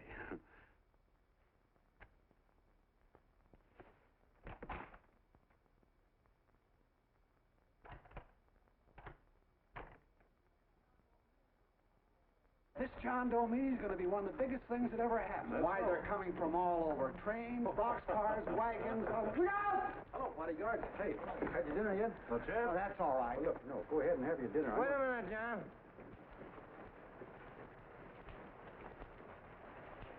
Hello, Mr. Connell. All right, John. John, I want to have a little talk with you. What's the matter? Are you falling? Come on. Hey, Ball. Oh, quiet. Say, tell me something. Did you read the speech you're going to make tonight? No, I never read the speeches before I make them. I get more of a kick out of it that way. That's just exactly what I thought. Beanie, go on down to the office, tell Papa to give you the speech. There's a copy on my desk. Gee whiz, boss, you know Mr. Norton told me not to leave him, not even for a minute. Go on. We'll be at Jim's bar up the street. You're a nice guy, John. I like you. You're gentle. I always like gentle people. Me, I'm hard. Hard and tough. I gotta use it for hard people. Gotta be gentle to suit me. Like you, for instance.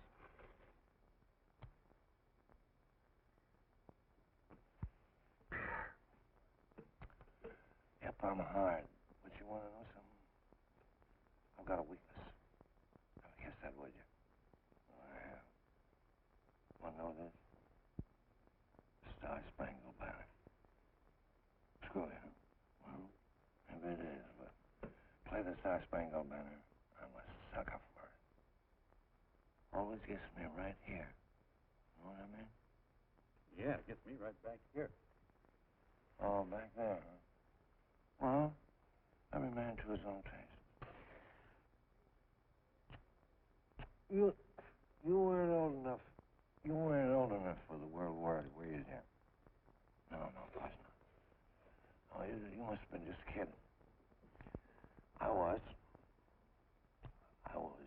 just ripe and raring to go. You know what my old man did when I joined up? He joined up, too. Got to be a sergeant. And here's the kick for you. We were in the same outfit. Funny, huh? Hmm?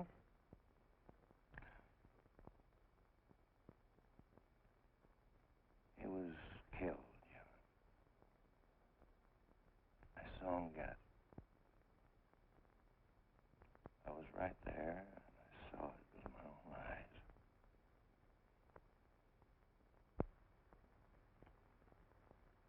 Me, I came out without a scratch. That is, excepting my ulcers.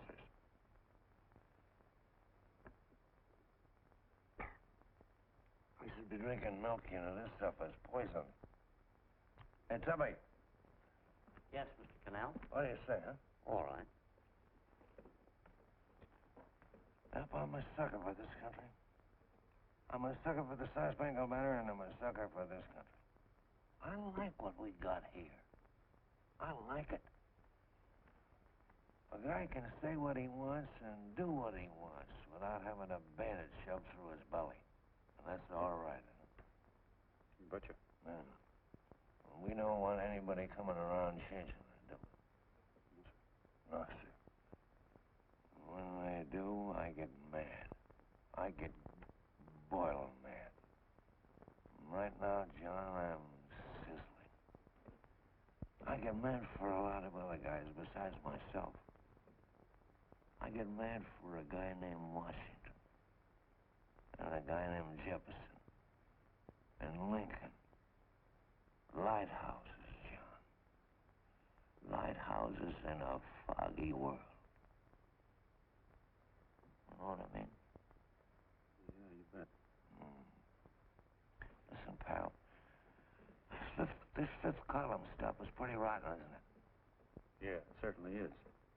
And you'd feel like an awful sucker if you found yourself marching right in the middle of it, wouldn't you? You. Of course, you wouldn't know it because you're gentle. But that's what you're doing. You're mixed up with a skunk, my boy. A no-good, dangerous skunk. So you're not talking about Mr. Norton, are you? I'm not talking about his grandfather's pet poodle. You must be wrong, Mr. Connell. 'Cause he's been marvelous about the John Doe clubs. Yeah? Say, you're as sold on this John Doe ad, aren't you? Sure. Sure. I don't blame you. So am I. It's a beautiful miracle. A miracle that can only happen right here in the good old USA. And I think it's terrific. What do you think of that? Me, hard-boiled Connell, and I think it's plenty terrific. All right.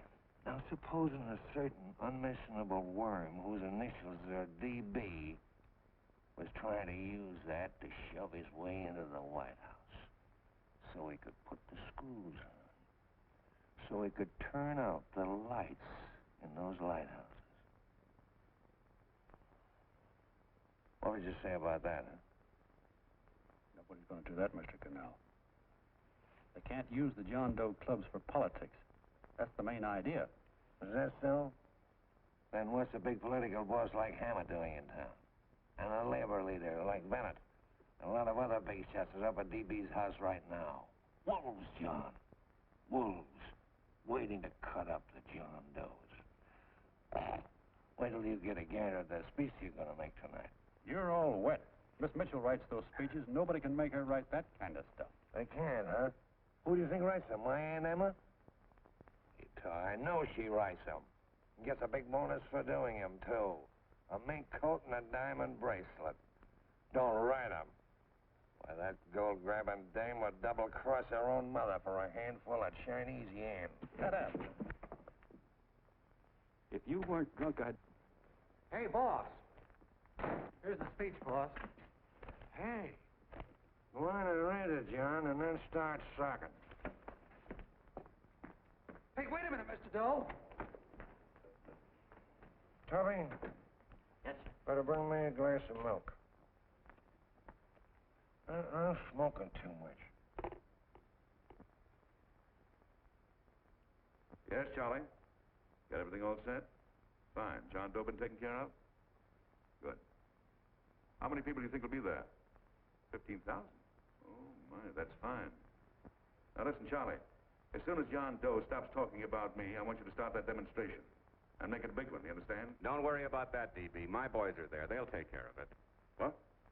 Yes, I'll be there 15 minutes after I get your call. Why, Mr. Doe. Where are they? In the dining room, sir.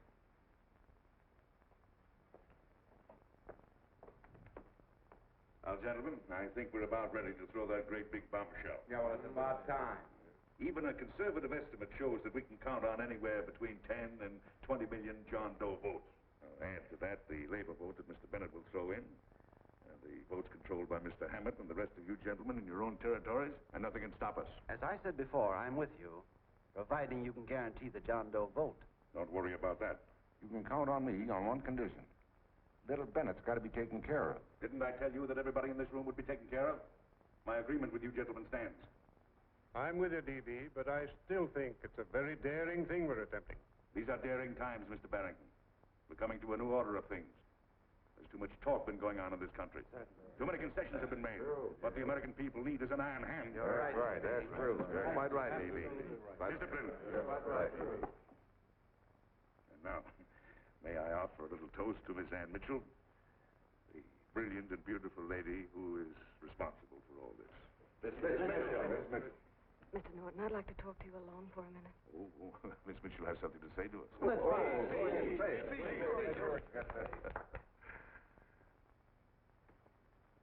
Hello.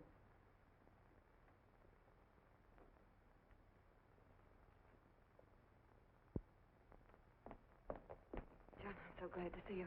I was terribly worried. Did you write this? Yes, I did, John, but I had no idea what was going on. You didn't? No. That's a swell bracelet you're wearing. John, why aren't you at the convention?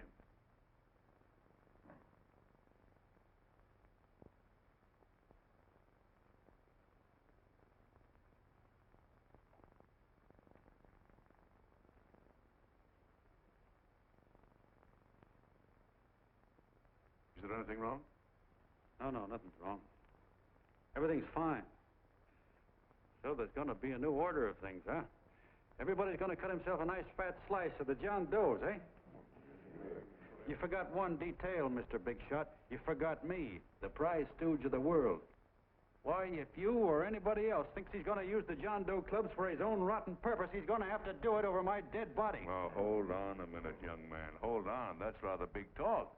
I started the John Doe clubs with my money. And I'll decide whether or not they're being properly used. No, you won't. You're through deciding anything. And what's more, I'm going down to that convention, and I'm going to tell those people exactly what you and all your fine feathered friends here are trying to cook up for them. And I'm going to say it in my own words this time. Stop it, baby. You ruined us, TV. Wait a minute, fella. My uncle wants to talk to you. Listen to me, my son. Before you lose your head completely, may I remind you that I picked you up out of the gutter and I can throw you right back there again? You've got a nerve accusing people of things. These gentlemen and I know what's best for the John Does of America, regardless of what tramps like you think. Get off that righteous horse of yours and come to your senses. You're the fake. We believe in what we're doing. You're the one that was paid the 30 pieces of silver. Have you forgotten that? Well, I haven't. You're a fake John Doe, and I can prove it. You're the big hero that's supposed to jump off tall buildings and things. Do you remember? What do you suppose your precious John Does will say when they find out that you never had any intention of doing it, that you were being paid to say so? You're lucky they don't run you out of the country. With the newspapers and the radio stations that these gentlemen control, we can kill the John Doe movement deader than a doornail. We'll do it, too, the moment you step out of line. Now, if you still want to go to that convention and shoot your trap off, you go ahead and do it.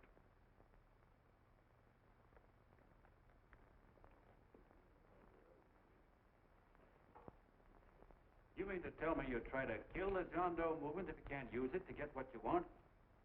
You bet your bottom dollar we would.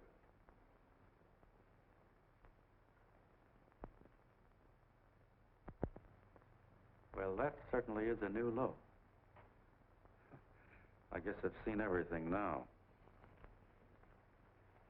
You sit there back of your big cigars and think of deliberately killing an idea that's made millions of people a little bit happier. An idea that's brought thousands of them here from all over the country, by bus and by freight and jalopies and on foot, so they could pass on to each other their own simple little experiences. Why, look, I'm just a mug and I know it, but I'm beginning to understand a lot of things. Why, your type's as old as history. If you can't lay your dirty fingers on a decent idea and twist it and squeeze it and stuff it into your own pocket, you slap it down. Like dogs, if you can't eat something, you bury it. Why, this is the one worthwhile thing that's come along. People are finally finding out that the guy next door isn't a bad egg. That's simple, isn't it? And yet a thing like that's got a chance of spreading till it touches every last doggone human being in the world, and you talk about killing it. Why, when this fire dies down, what's going to be left? More misery, more hunger, and more hate. And what's to prevent that from starting all over again? Nobody knows the answer to that one, and certainly not you with those slimy, bollocked-up theories you got. The John Doe idea may be the answer, though. It may be the one thing capable of saving this cockeyed world. Yet you sit back there on your fat hulks and tell me you'll kill it if you can't use it. Well, you go ahead and try. You couldn't do it in a million years with all your radio stations and all your power. Because it's bigger than whether I'm a fake. It's bigger than your ambitions, and it's bigger than all the bracelets and fur coats in the world. You bet it is, John. And that's exactly what I'm going down there to tell those people. A minute, you ungrateful rat. My uncle's been too good. He's getting away. Give me the bullet. John! I've always told you, TV, you're playing with dynamite. Wait. All right, now, get away. Before he gets through tonight, he'll rule the door. I'll stop him cold. Don't worry, I've been ready for this. John! Oh, John, please listen to me. Please, I can explain everything, John. I didn't know what they were going to do. Let me go with you, John. John, please. Go ahead, driver. Full park. Please let me go with you. Please. John! Mr. Martin wants to see you. Listen to me, my love. You do as I say. I want them both arrested. You tell the police department to pick up Connell. I've got the girl here. I've got the bullet. I don't care what you charge him with. If you're worried, let him go in the morning, but keep him in jail overnight. Hello, Bulletin. Put wire on.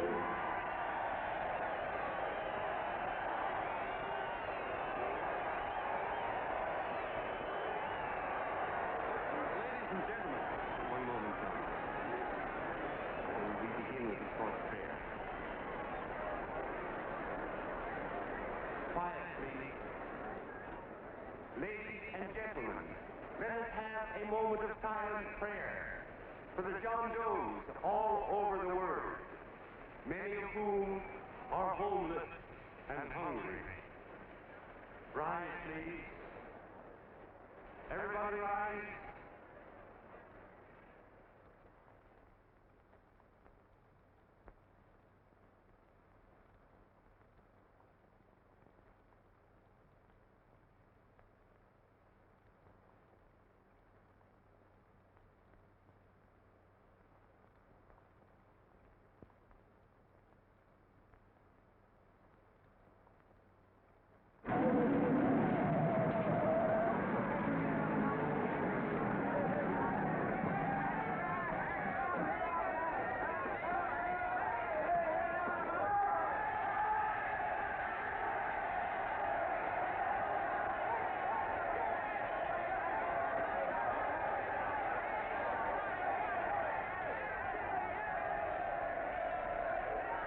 Newsboys.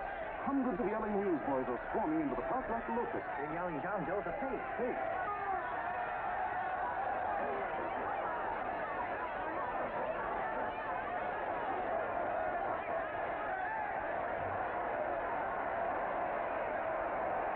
Federal investigation urged by Chamber of Commerce. How could he be a fake? It must be some kind of a gag.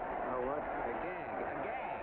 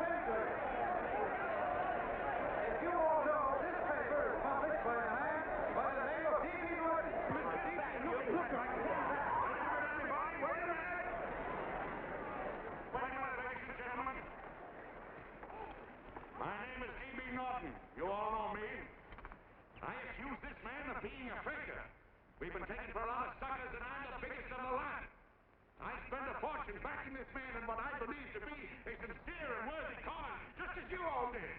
And now I find out it's nothing but a cheap racket cooked up by him and two of my employees for the sole purpose of collecting dues from John Does all over the country. That's a lie. Not a lie. Nickels and dimes to stuff into their own pockets. You can read all about it in the newspapers there. That's a lie. Listen, This man had no intention of jumping off the top of a building. He was paid to say so. Do you deny that? That's got nothing to do with it. Well, you paid for it, or weren't you? Yes, I was paid, but there And what about the suicide note? You didn't write that either. What difference Did you write it or didn't you? No, I didn't write it. Now, you bet your life you didn't. You look in your papers, ladies and gentlemen, and you'll find this Nichols' fine confession that she was the one who wrote it. Listen, folks, it's a fact that I didn't write the letter. There you see, he admits that you're a fake John Doe. For what you have done to all these good people, they ought to run you out of the country. And I hope they do it.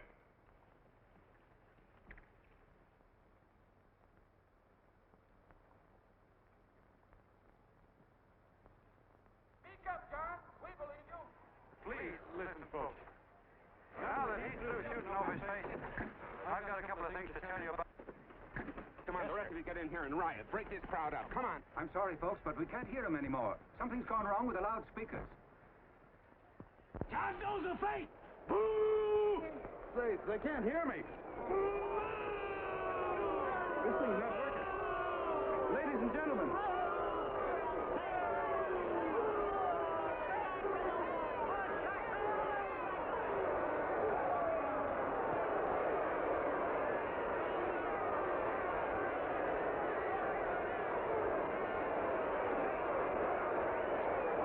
This thing's bigger than whether I'm a fake. Look, Greg, you believe me, don't you? Sure. I believe you. Walking my legs off, digging up 5,000 signatures for a phony. Well, there you are, Mr. Doe. 5,000 names asking you not to jump off any roof. It makes no difference, Bert. The idea's still good. We don't have to give up our club. Yeah, well, you can have it. They're starting to throw things. Somebody's going to get hurt. I'm afraid it'll be John Doe. Listen to that mob. I'm gonna go now. All right, lady. Hey, let go. Let me go. I want to go now. Oh, please. Please let me go. They're crucifying him. I can help him. Sorry, sister, we got orders to hold. Oh, it's removed. You see, it's a framer. And oh, why do they won't let me go? They won't let me go. Listen, folks. You gotta listen to me, everybody. That's because I'm younger, you hobo. Just another racket. Stick to your club. We've been fed baloney so long, we're getting used to it.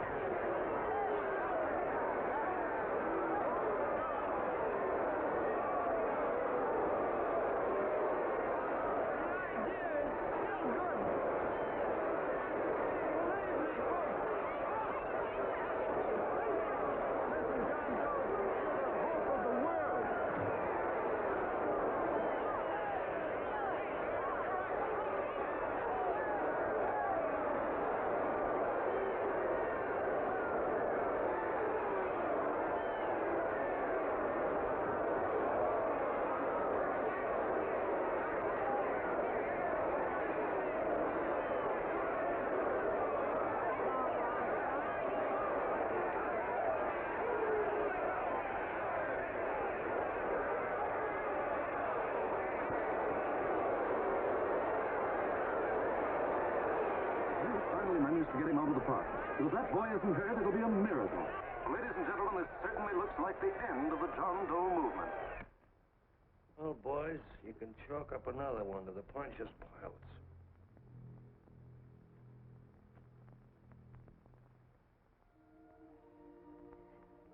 I should have been there. I could have helped him. He was so all alone. A lot of us are going to be mighty ashamed of ourselves after tonight. We certainly didn't give that man much of a chance.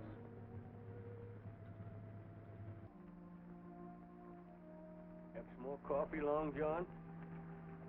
No thanks, Carl.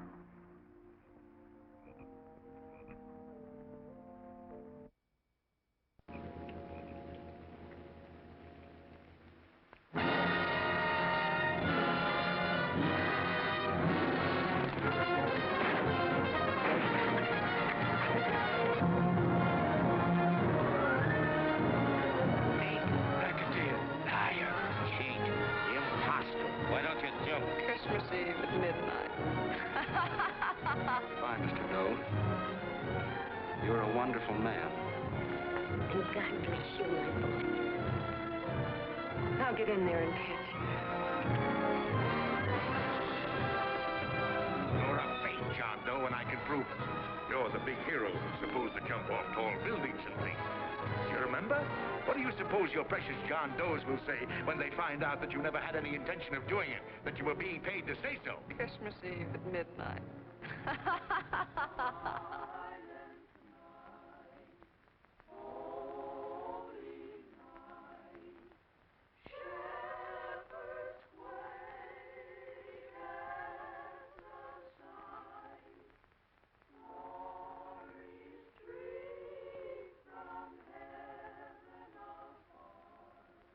Merry Christmas, son.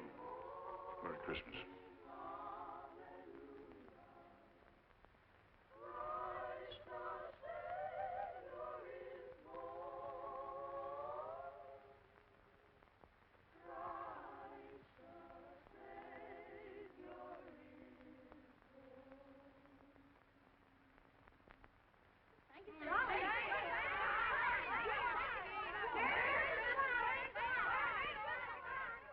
Who? John Doe. Is that screwball still around? Dame's been calling all day. Sure, I know. Yeah, at midnight, huh? Okay, lady.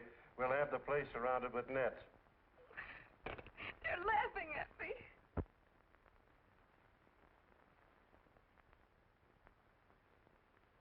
You're a sick girl, Anne. You better take it easy. Whom are you calling now? You called that number not 10 minutes ago. Hello, Mr. Connell. Have you seen him yet? Now listen, Ann, he can't possibly get in without our seeing him. I'm watching the side door and the colonel's out front, so stop worrying. Oh. Thank you.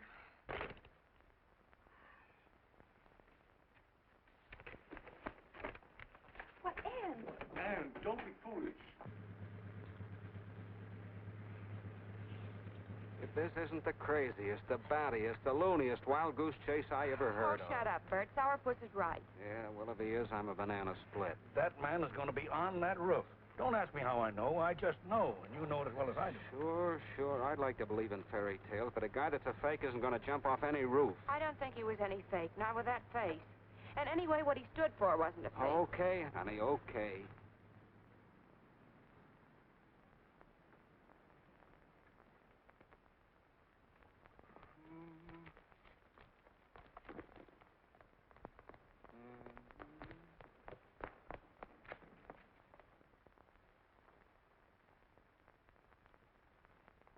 Elevators ain't running. Colonel, You shouldn't get out of bed, miss. has he been here? No. Have you seen him? I ain't seen him for a week. Where's Connell? He's watching the other door. Oh, gee, you're swell.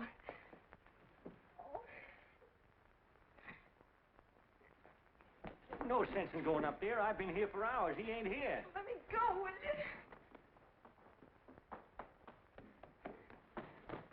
Now that's crazy. It's 14 floors.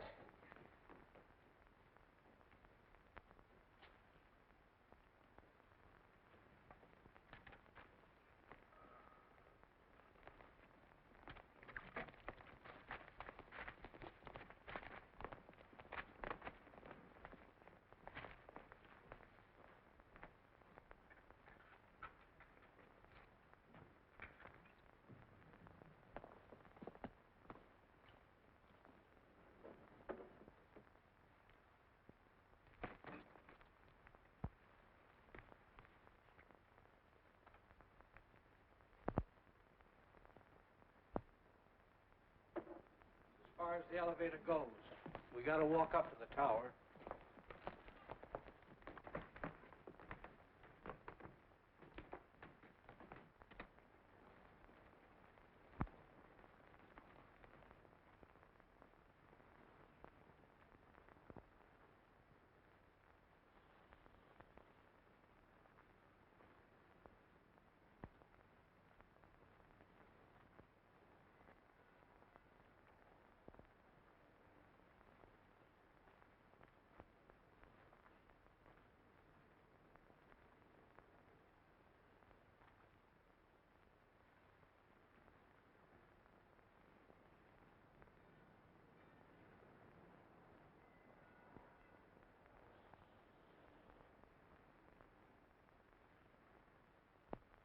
That tramp was probably full of Christmas cheer and asleep in some flop house.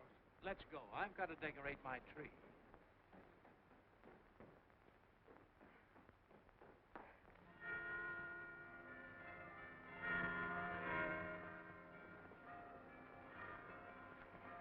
Well, I give up. I don't know what gave us the idea that we'd attempt anything like this. I guess you're right. I'm afraid the joke's on us. Let's go. I hope nobody finds out we've been here.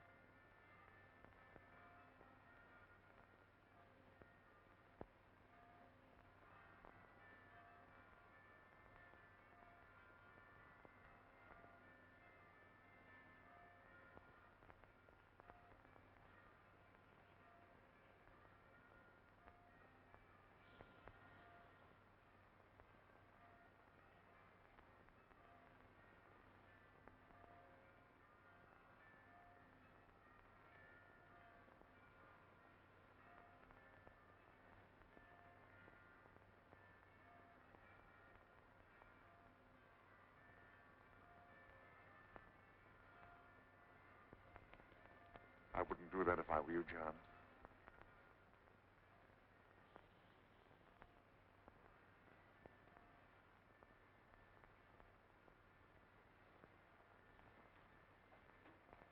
It'll do you no good. The mayor has policemen downstairs with instructions to remove all marks of identification you may have on your person. You will be buried in Potter's Field, and you will have accomplished nothing.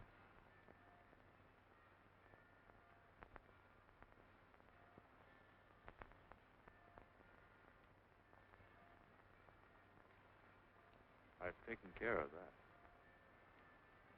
I've already mailed a copy of this letter to Mr. Connell. John, why don't you forget this foolishness? Stop right where you are, Mr. Norton, if you don't want to go overboard with me.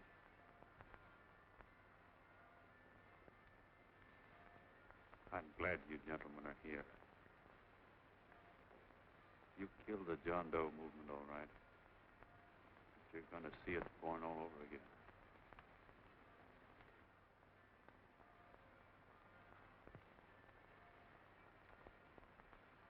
Now, take a good look, Mr. Norton.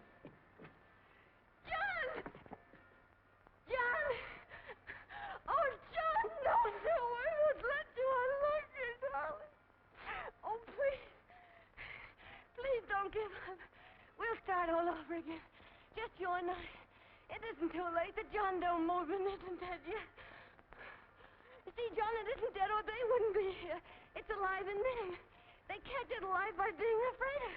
That's why they came up here. Oh, darling. Sure, it should have been killed. It was dishonest. But we can start clean now. Just you and I. It'll grow, John, and it'll grow big because it'll be honest this time. Oh, John, if it's worth dying for, it's worth living for. Oh, please, John. Oh. Oh, please, please, God, help me. John, look at me. You want to be honest, don't you? Well, you don't have to die to keep the John Doe idea alive. Someone already died for that one. The first John Doe. And he's kept that idea alive for nearly 2,000 years. It was he who kept it alive in them. And he'll go on keeping it alive forever and always. Forever every John Doe movement these men kill a new one will be born. That's why those bells are ringing, John. They're calling to us. Not to give up, but to keep on fighting, to keep on pitching. Oh, don't you see, darling? This is no time to give up. You and I, John, we... Oh, no. No, John. If you die, I want to die, too. Oh, I love you. Oh, God.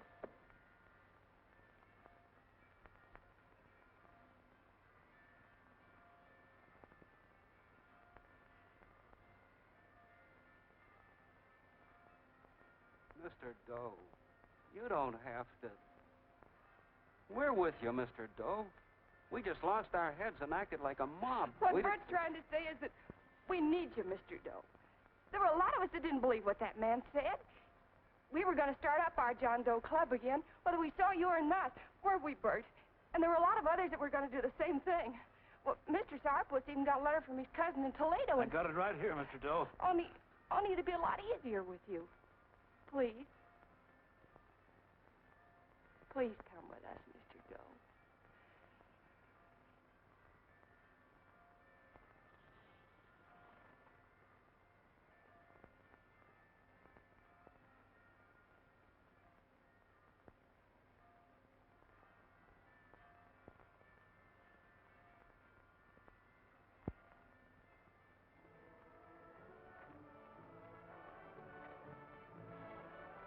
Long John.